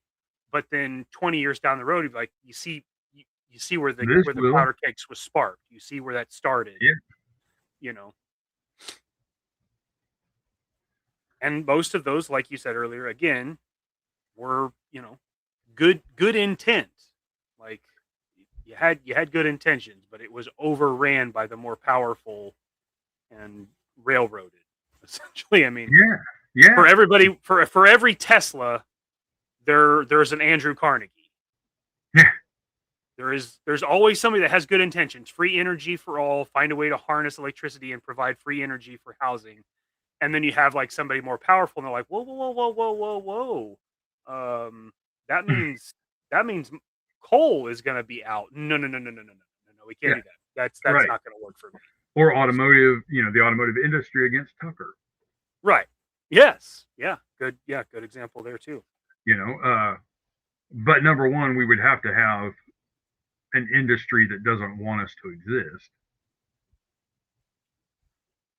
And these companies want us to exist. They just want us to exist as they just want our 3D printers to become vending machines.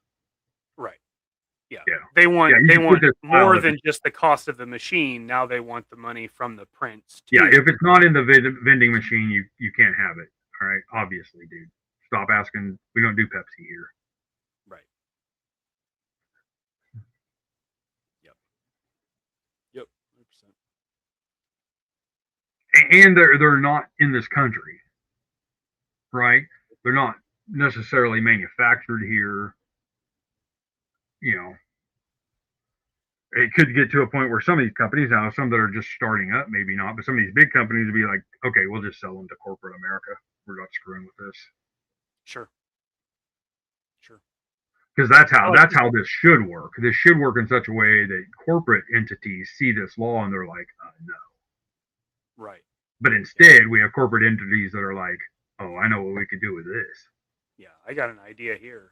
Mm-hmm. Yeah, let's let this go. Now, like you said, like the whole the vending machine comparison thing, like that could have been a good way to go about it if we still operated like we did in the 50s. Like you bought a Maytag machine and Maytag was able to employ people to come to your house to repair and stuff. If the 3D market was like that, where Illigu would send you a technician there to help you figure out why your print bed is not sticking to the print or how they keep bowing or whatever, well, then you could see like, okay, that's how the corporation, that's how they'll make their money, is selling the repair package. But that's not what's on the table. And that doesn't happen, because if it's not repaired by AI, then nobody wants to do it. Firearms registry is illegal. So why did the Justice Department 4 months ago require that all FFL dealers send them a list of all of the people that had bought guns? That did happen. I don't know how many people actually complied or what the time frame was, but that did happen. Which is, like I say, I don't want to get into the political side of this because I have a lot to say about that. Certain people that said they were going to do this and this have not, and have actually done just the opposite. Yeah. Especially for the 2A stuff. I have strong feelings about that. But this, I really just wanted to. This.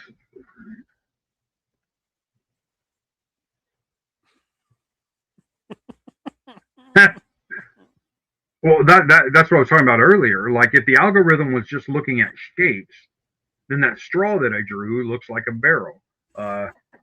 This certainly looks like a gun part. And this is, like I say, this is for an E11. This is made off of original Lucasfilm prop, blah blah blah.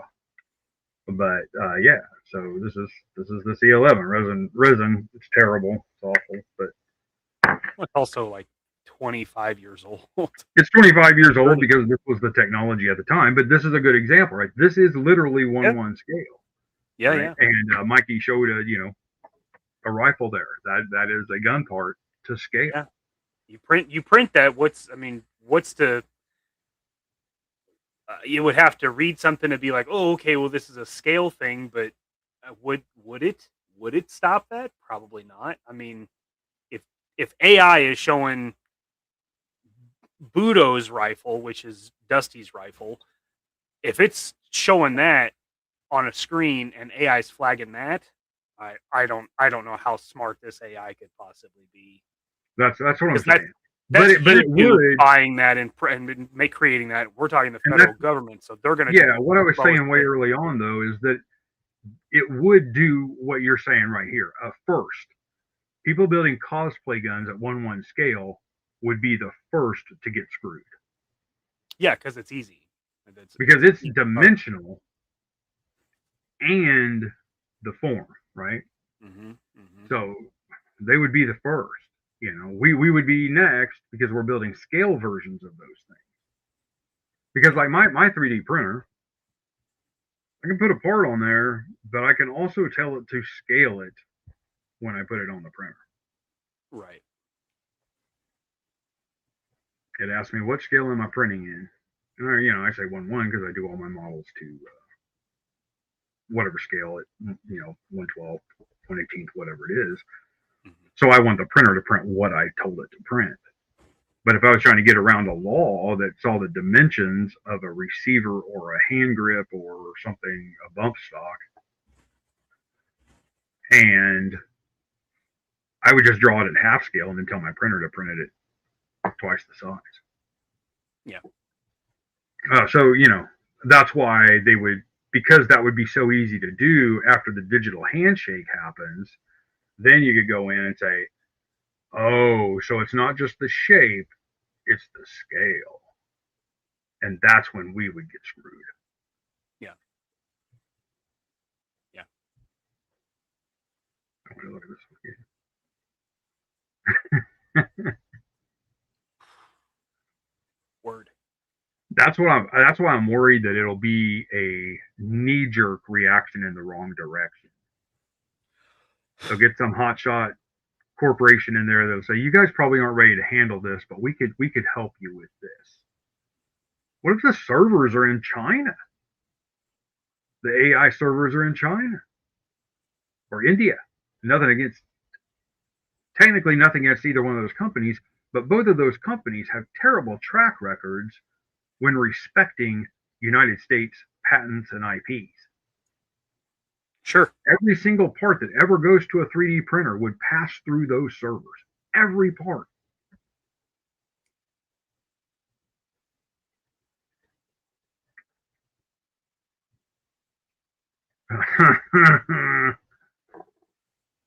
Term limits would help a whole lot of things, buddy. No matter what side of the aisle you're on. Yeah, no, in general. Oh, and more. And more. It would be inspectors. It would be server management techs. It would be, you'd have to have some sort of customer service line. You'd have to have people manning those phones. You'd have to, my God, it would be a government operation. Oh yeah, and then at that point, the EPA can come in and check your ventilation, your resin. Yeah, everybody gets in on this, man. Oh, you want to be a manufacturer, huh? Okay, well here we go. Yeah, we're done, but the OSHA inspector will be here in 3 weeks. Yeah. OSHA, it's my basement. Yeah, they'll check it out and make sure that it's up to manufacturing code. We haven't got the code written yet, but they got a pretty good eye. Yeah, and then next comes zoning. Like, well, you're not. This isn't a manufacturing zone. Like, you're gonna have to open up. You're gonna have to talk to the commercial city. Real estate. Fuck's sake.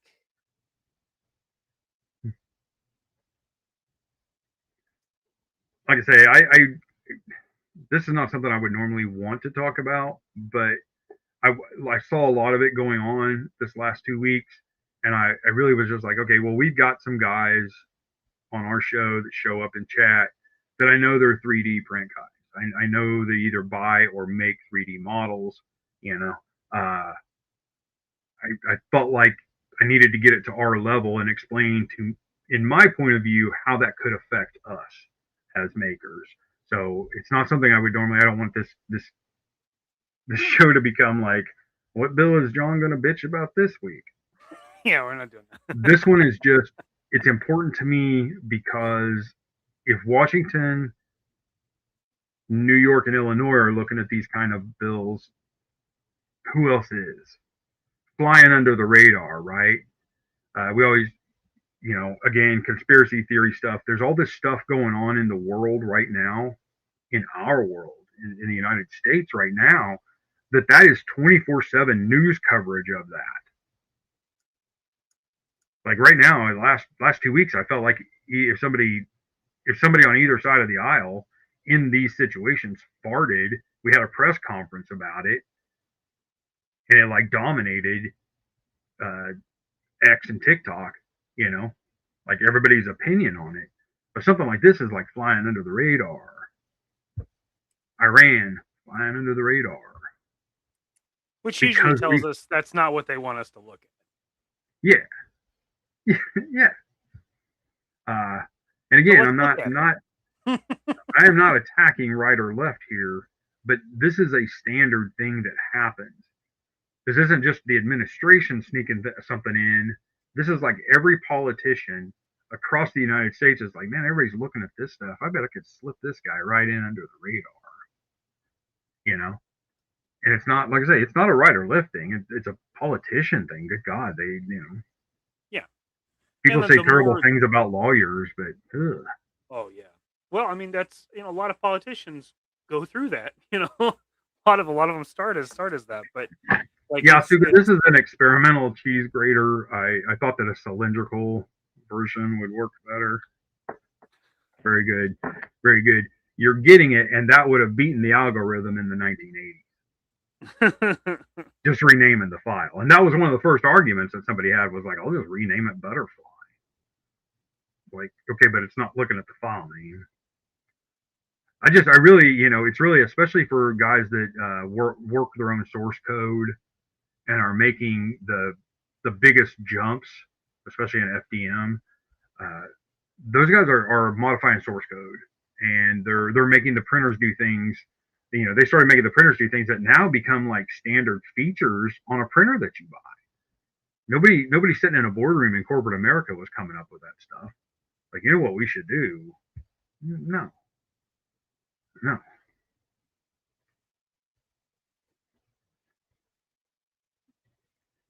The E11, is that what you're talking about? Is cool. It was a pretty neat kit. Like I said, it was made off of the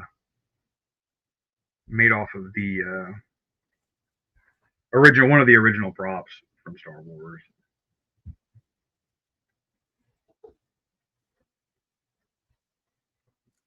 They would. Sorry, I kind of got behind on. Good for you.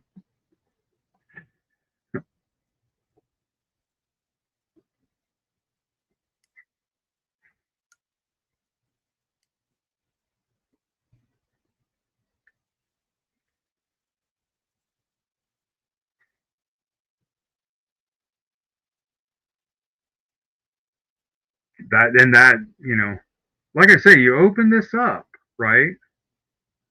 You open this up, and what's it going to do?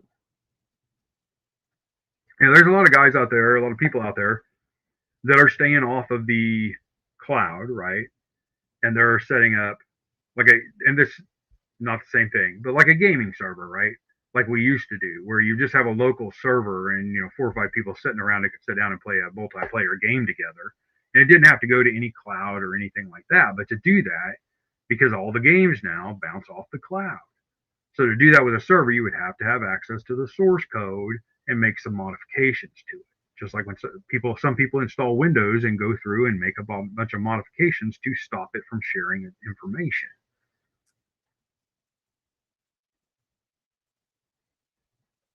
Hey, Menjoza. What up, Menjoza?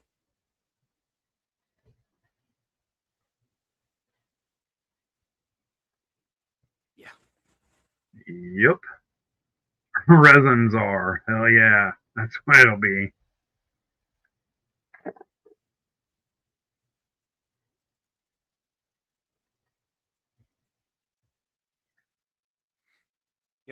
Yeah, subtractive and additive manufacturing.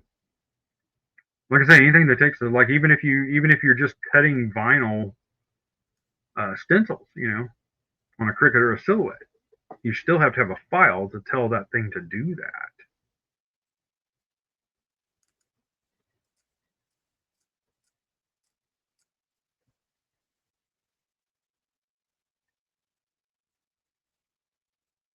Like I say, it's not partisan, it's artisan, right? Yep. A lot goes into what we do. 3D modelers, I always liken what we do. Weren't they though? LAN parties were so cool. I always liken it, what we do, to furniture builders, right? Like if you live, like we live in a pretty rural area of the country, right? Mikey lives in a big city, or pretty close to a big city. I live in the middle of nowhere. So there are lots of places where I am where there's like a guy that just has a furniture shop, and he builds handmade wood furniture. He'll go to a craft show and he'll have this gorgeous coffee, or somebody will ask him if he would build one for them that looks like that. What would that cost me? He said, well, I could probably make you one for about $450. And they do the whole teeth sucking thing, and they're like, yeah, I think I'll just get one at IKEA for $65. Well, oh, okay. Like, I've spent years learning this craft to build these gorgeous tables, and you just insulted the shit out of me and said you're going to use some European company's squared off ugly coffee table instead because it's cheaper, because it's mass produced. Okay, then Yeah, it's gonna be total crap. And that's true of this sounds crazy, but people that make quilts. I mean, grandma made quilts. Everybody's grandma or great grandma or somebody made a quilt, or you had a weaving machine and made cool shit, crocheted things for you. Well, that's a lot of time and effort. But nobody wants to pay for time and effort. They want to pay to have the instant gratification of having that item now. True. And they're like, that can't have like more than $60 worth of wood in it. Okay. It's just like resin printing, right? You spent 5 days. If you were able to work on it 5 days, 10 to 12 hours a day, 60 hours, let's say, to build something. And people are like, are you serious? $20 for that STL file? Yeah, $20, man. You got guys out there that are selling like files for like $5 that they just scanned. That's all they did was scan it. Ran a repair program and dumped them out on the internet to sell. They're not even doing anything but scanning. But you got guys like KUK, you got guys like that are actually out there like measuring parts and trying to make like alternate pieces to fit in something else. And the money you spend just getting all the parts together to make what you're going to make to fit what you want it to fit. That alone is worth something. I did get when we introduced the Astro suit, people were like, man, $90 is steep. You pay $90 for 2 gridiron rifles. They're taking you $90 for this entire suit, that you can build a figure with, But it does sound like a lot of money. But the scaling of the economy of it seemed pretty fair to do a full suit of armor for less than $100. Yeah, I mean it does sound steep because it's the same argument most people have for gridiron. Is like this is to build up a $30 figure, and I always equate that to car guys. Like, yeah, you'll buy a $15,000 vehicle, but then you'll dump over the course of the next 10 years $30,000 into parts, new motor, new cams, new lift. Well, look at just like a Integra owner, right? Like the Integra wheels look fine, but you'll drop $12,000 on a set of rims. Yeah, and don't blink an eye. Yeah, that's always how I think about that. But then the other side of that argument is okay, so doing this to something that's going to go on your shelf and be there for forever, assumably, that's too much. But paying $20 to DoorDash to have a $6 Taco Bell order delivered, totally reasonable to do 5 to 6 times a week. Right. The reason just isn't there. Now, your priorities are your priorities, and I have no business shitting on just trying to frame it for you. I'm not telling you how to live your life. I'm just giving you an example. That argument is it's not invalid. It's still a valid argument, but it's invalidated a little bit thinking about when you compare those things. Just stuff I try to keep in mind when I say things. It's like, well, that's not true because I do this too. Yeah, Asuka, you can't expect. I mean, we're modeling this stuff. It's just for the joy of it. How much is the joy of your enjoyment to you? It's your toy. It's your item. If you want that guy to have a O-ring accurate weapon, you're willing to pay for it. Sure. And you're okay with it, Or you see, you're on Gridiron site and you're like, oh my God. I don't know what that's going with, but I'm going to buy it. $25. I'll put it in my cart. I'll just put it on my shelf. Mikey has a drawer of stuff like that where he's had an opportunity to buy something. He's not really sure where it's going to go. I do that, or I used to do that, where you just buy something, And I do that with vintage toys too. Like I'll buy a box of something at a garage sale because I see 2 parts in there that might be worth something.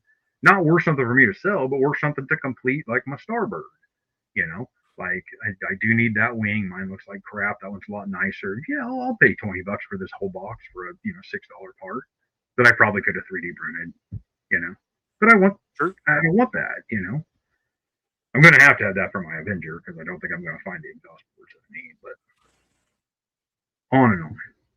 But that's okay with me. Like I'm okay. Like I'll wait, and when I find them, I'll buy them. But if you see something like that Airtight coming out, we all know that if they came up with some dumb thing that looked like that air sniffer, I could probably, one of us in this group here could knock out an accurate looking sniffer in 1/12 scale, and people would go ahead and buy them just so they had them when their Airtight came in.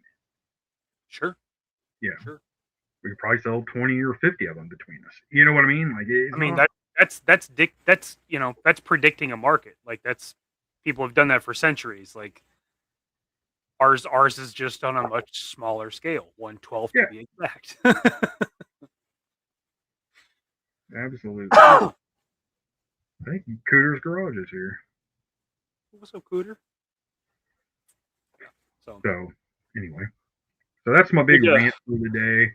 We are going to put those links in the description for the video. So if you guys want to go check it out, dive down the rabbit hole just a little bit, you can go. I gave you those fellows their channels. Okay, that's the link to their channel, and you can pick the one you want to watch. Like I said, Loyal Moses is very entertaining. He's very passionate about it, but he also has, like I said, he did like this whole dystopian video of what it would be like to try to 3D print something in a world where 3D printing was practically illegal.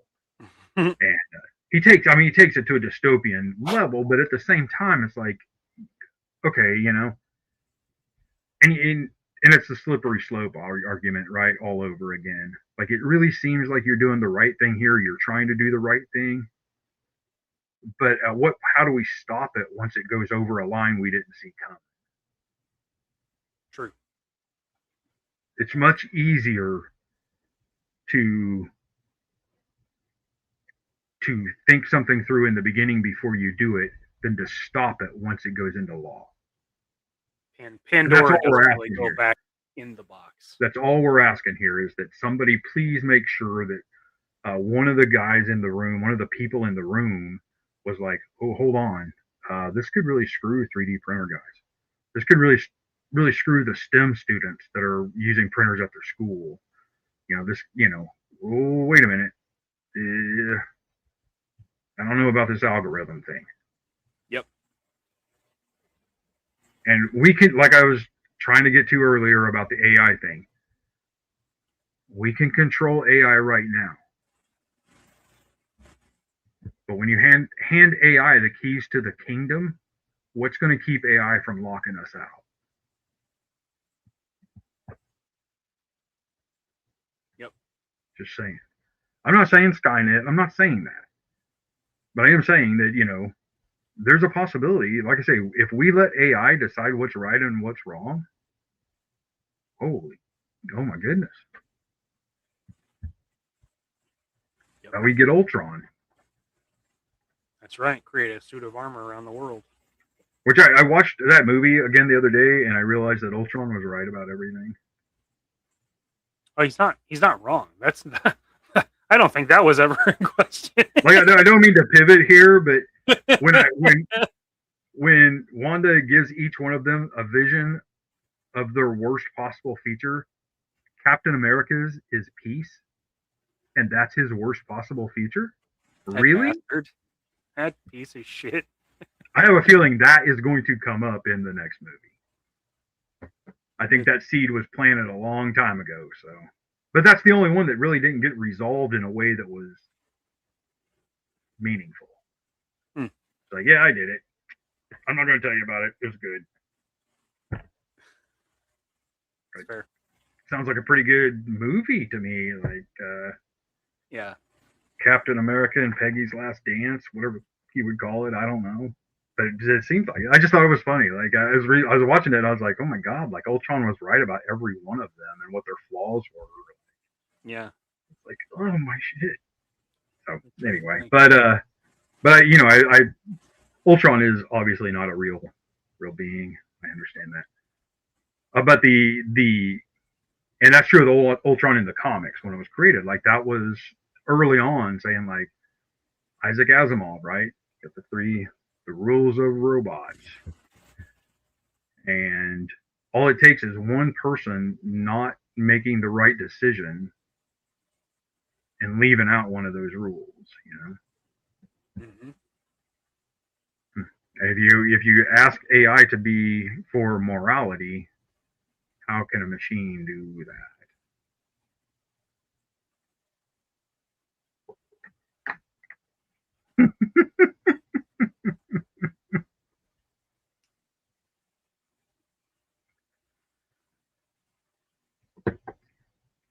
That's the dream, Minjo. So I said a long time ago. I tried really hard to get a job programming AI. That was one of the things I was hoping I would be doing last year, where you basically just talk to AI and explain to AI how to react to people and how to react for like customer service bots. And I was hoping that I could do that. And then when Skynet happens, they'd be like, okay, not him. He was pretty cool. And at least I would get to like be in a home and be fed some sort of nutrient paste while the rest of y'all were starving to death in the streets. That was always my approach with having Alexa. Like I would ask her something and I would always say like, please and thank you. Yeah. Alexa, what's the weather today? And she'd tell me like, thank you. Yeah. Always. Like extend some courtesy to the bots, Always be nice.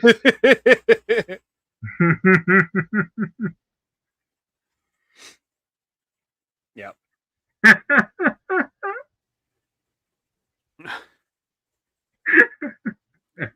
Interesting sales pitch there.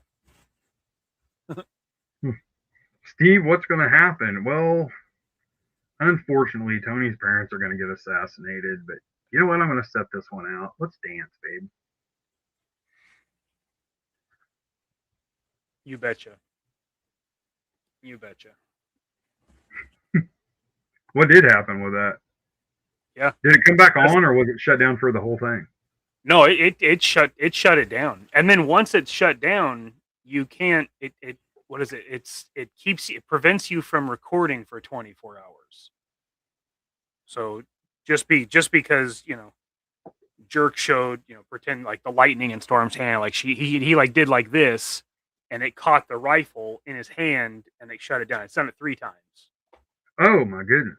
That's what I was talking about earlier with like we already see AI's vetting process and how awful it is already. Yeah, it's not been given all of the information to make good decisions. And again, but it's been entrusted with making the decisions. Right. That's YouTube private money backing it, not the government going for the absolutely bottom dollar quote from some fucking God knows right. to create Suka, this algorithm. Suka, I started into that and I had to get out.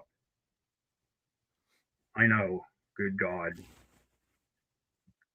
So I doing modeling and stuff, and I got the TV going, and I just put it on YouTube and let it just play through whatever it thinks the next thing I should watch is. And I'll look up like 10 minutes later, and the next thing I know, I'm sitting on the couch eating some cottage cheese and watching whatever rabbit hole I'm down, and then I realize like I don't want to do this anymore. I started one time watching like the 10 inventions that were created and you never knew about that would have solved the world's issues. I started with that one, and then it just, oh my God, next thing I know, it was abductions and Men in Black and everything else. Tesla's files and Don's uncle, all those. Yeah.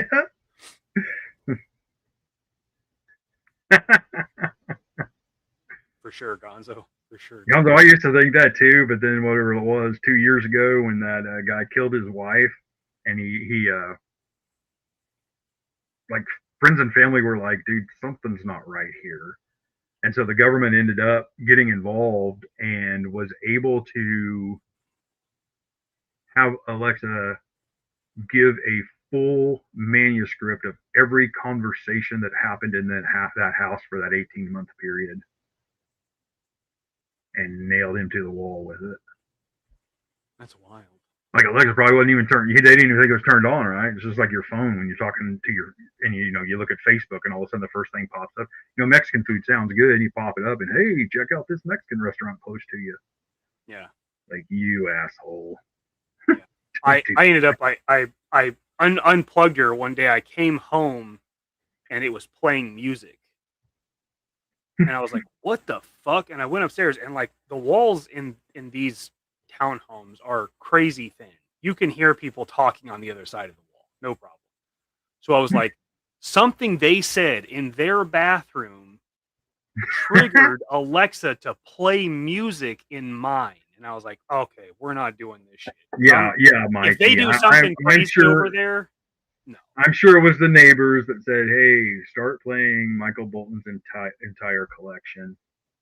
Hey, don't be talking shit on Michael Bolton's collection. Okay, I celebrate the guy's entire catalog. Entire. But no, I came home from work. Like I hadn't been home in like 9 or 10 hours, and it was playing music, and I was like, "What the fuck?" Like I thought it was coming from their bathroom. Like I was pissed when I got home. Crazy. Gonzo, that's the technical thing. You asked if it could see you. What you don't know is it's talking to your refrigerator, and your refrigerator sees you and tells you what you're Yeah. Your dryer is like, yeah, he's wearing this. Here's a picture of it. Oh, right. You look nice today. How do you know that? Not to mention, like everything that has a camera on it's filming something. Yep. All right. Get her wrapped up here. Yeah, we've been all over the place, but I do appreciate everybody listening, everybody that stuck around for it. I just really, I felt like it was important. If you don't care, you don't care, and that's cool. Like I don't want everybody to get involved. I just want you guys to be aware of what's going on in one state, maybe two. New York's doing the same thing, but it is going on, and it's wrapped up in a gun rights issue. And I know this country is very polarized about that. So there are, probably half of the people that are saying like, good, fuck that, fuck gun rights, so they're not even going to listen, they wouldn't even look at the bill because they don't care as long as it's doing what they want it to do. The other half is like, well, it's Washington State. I didn't even hear about it. I saw they mentioned it on this thing. I never even heard about it. And those are the people that I want to let know, like I want everybody to know, even if you thought it was a gun rights thing and you wouldn't care about it, how it could affect you, even if you're not making 112 scale guns. Maybe you do diorama parts. Maybe you do this, or maybe you just print Boba Fett statues. Maybe you print, licensed Lego parts, there's a lot of gray area there, but something like this would take full advantage of that gray area, and you might fall on the wrong side of the shade that you want to. So you got to be aware that people are talking about this stuff. You got to just be aware. Just know if you're 3D printing stuff, you might not think it's a big deal. You jump on Colts 3D or Game Body or whatever, and you're like, oh, that'd be a cool thing to print for $30. And just think that in a couple of years, you may not even have the freedom to do that. You might not have the right to do that. You have to pay whatever it cost Disney says Boba Fett's spaceship is worth, right, for just the files. Or they may be like, we don't want anybody making these but us. Yeah, maybe like authorized print location. And then they send you they basically send you a 1099. Join us, assimilate or die. Yeah, obey. But, yep, absolutely. Largo, thanks, buddy. Thank you, sir. Yeah, that's good conversation. Something we don't really think about, especially when you see it and it's like, oh, that doesn't pertain to me. So, and it's a good conversation. I'm glad we had it, and I'm glad. Glad y'all watched it. Replay Squad, appreciate you too. Absolutely. So yeah, that's gonna wrap her up. I am getting very hungry, so I'm gonna eat something today. So got another one of these in 2 weeks. You got anything in between there, Pop? I don't think I do. Because I got it sucks. You know how this is when you're working on something that you can't talk about. Yep. It always sucks because you're so excited about it and you want people to see it. And you're like, oh yeah. So I really don't. Anybody that is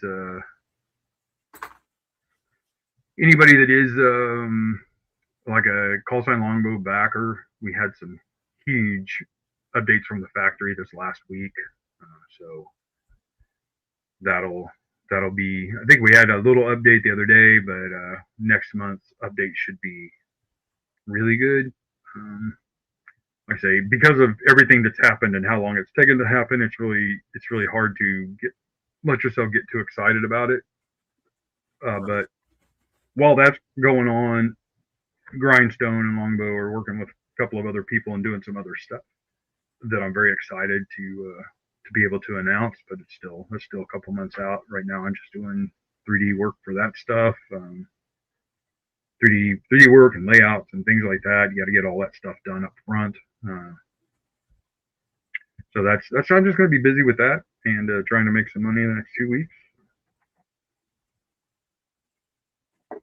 Sweet. Well, you'll see me back Wednesday with Two Silly Gooses presents Customers Live. Do some more painting, and then Friday on this channel, Zakanan and I will have Tony Legend series. Pretty good stuff there. Talking about SNL alumni movies. So we're going to talk about our favorite five of those. So that's not just SNL movies. Like, it's not just like Wayne's World and Night at the Roxbury, but anything SNL alumni have done. So, could be any of it. So that'll be a fun list. So be sure you tune in for that. It's Friday, 7:00 Central Standard Time. And Wednesday will be 6:30 Central Standard Time. So that I think that wraps her up. All right. Appreciate you guys being here. Appreciate the engagement. It was a good conversation. It's good. Yeah. Thank you, everyone. So thank you, and till we see you again. You have a good one. All right. Game over, man. It's game over. Eat my short. Go fuck yourself. You shut your mouth when you're talking to me. Flush that turd down the drain. Avenge me! Avenge me!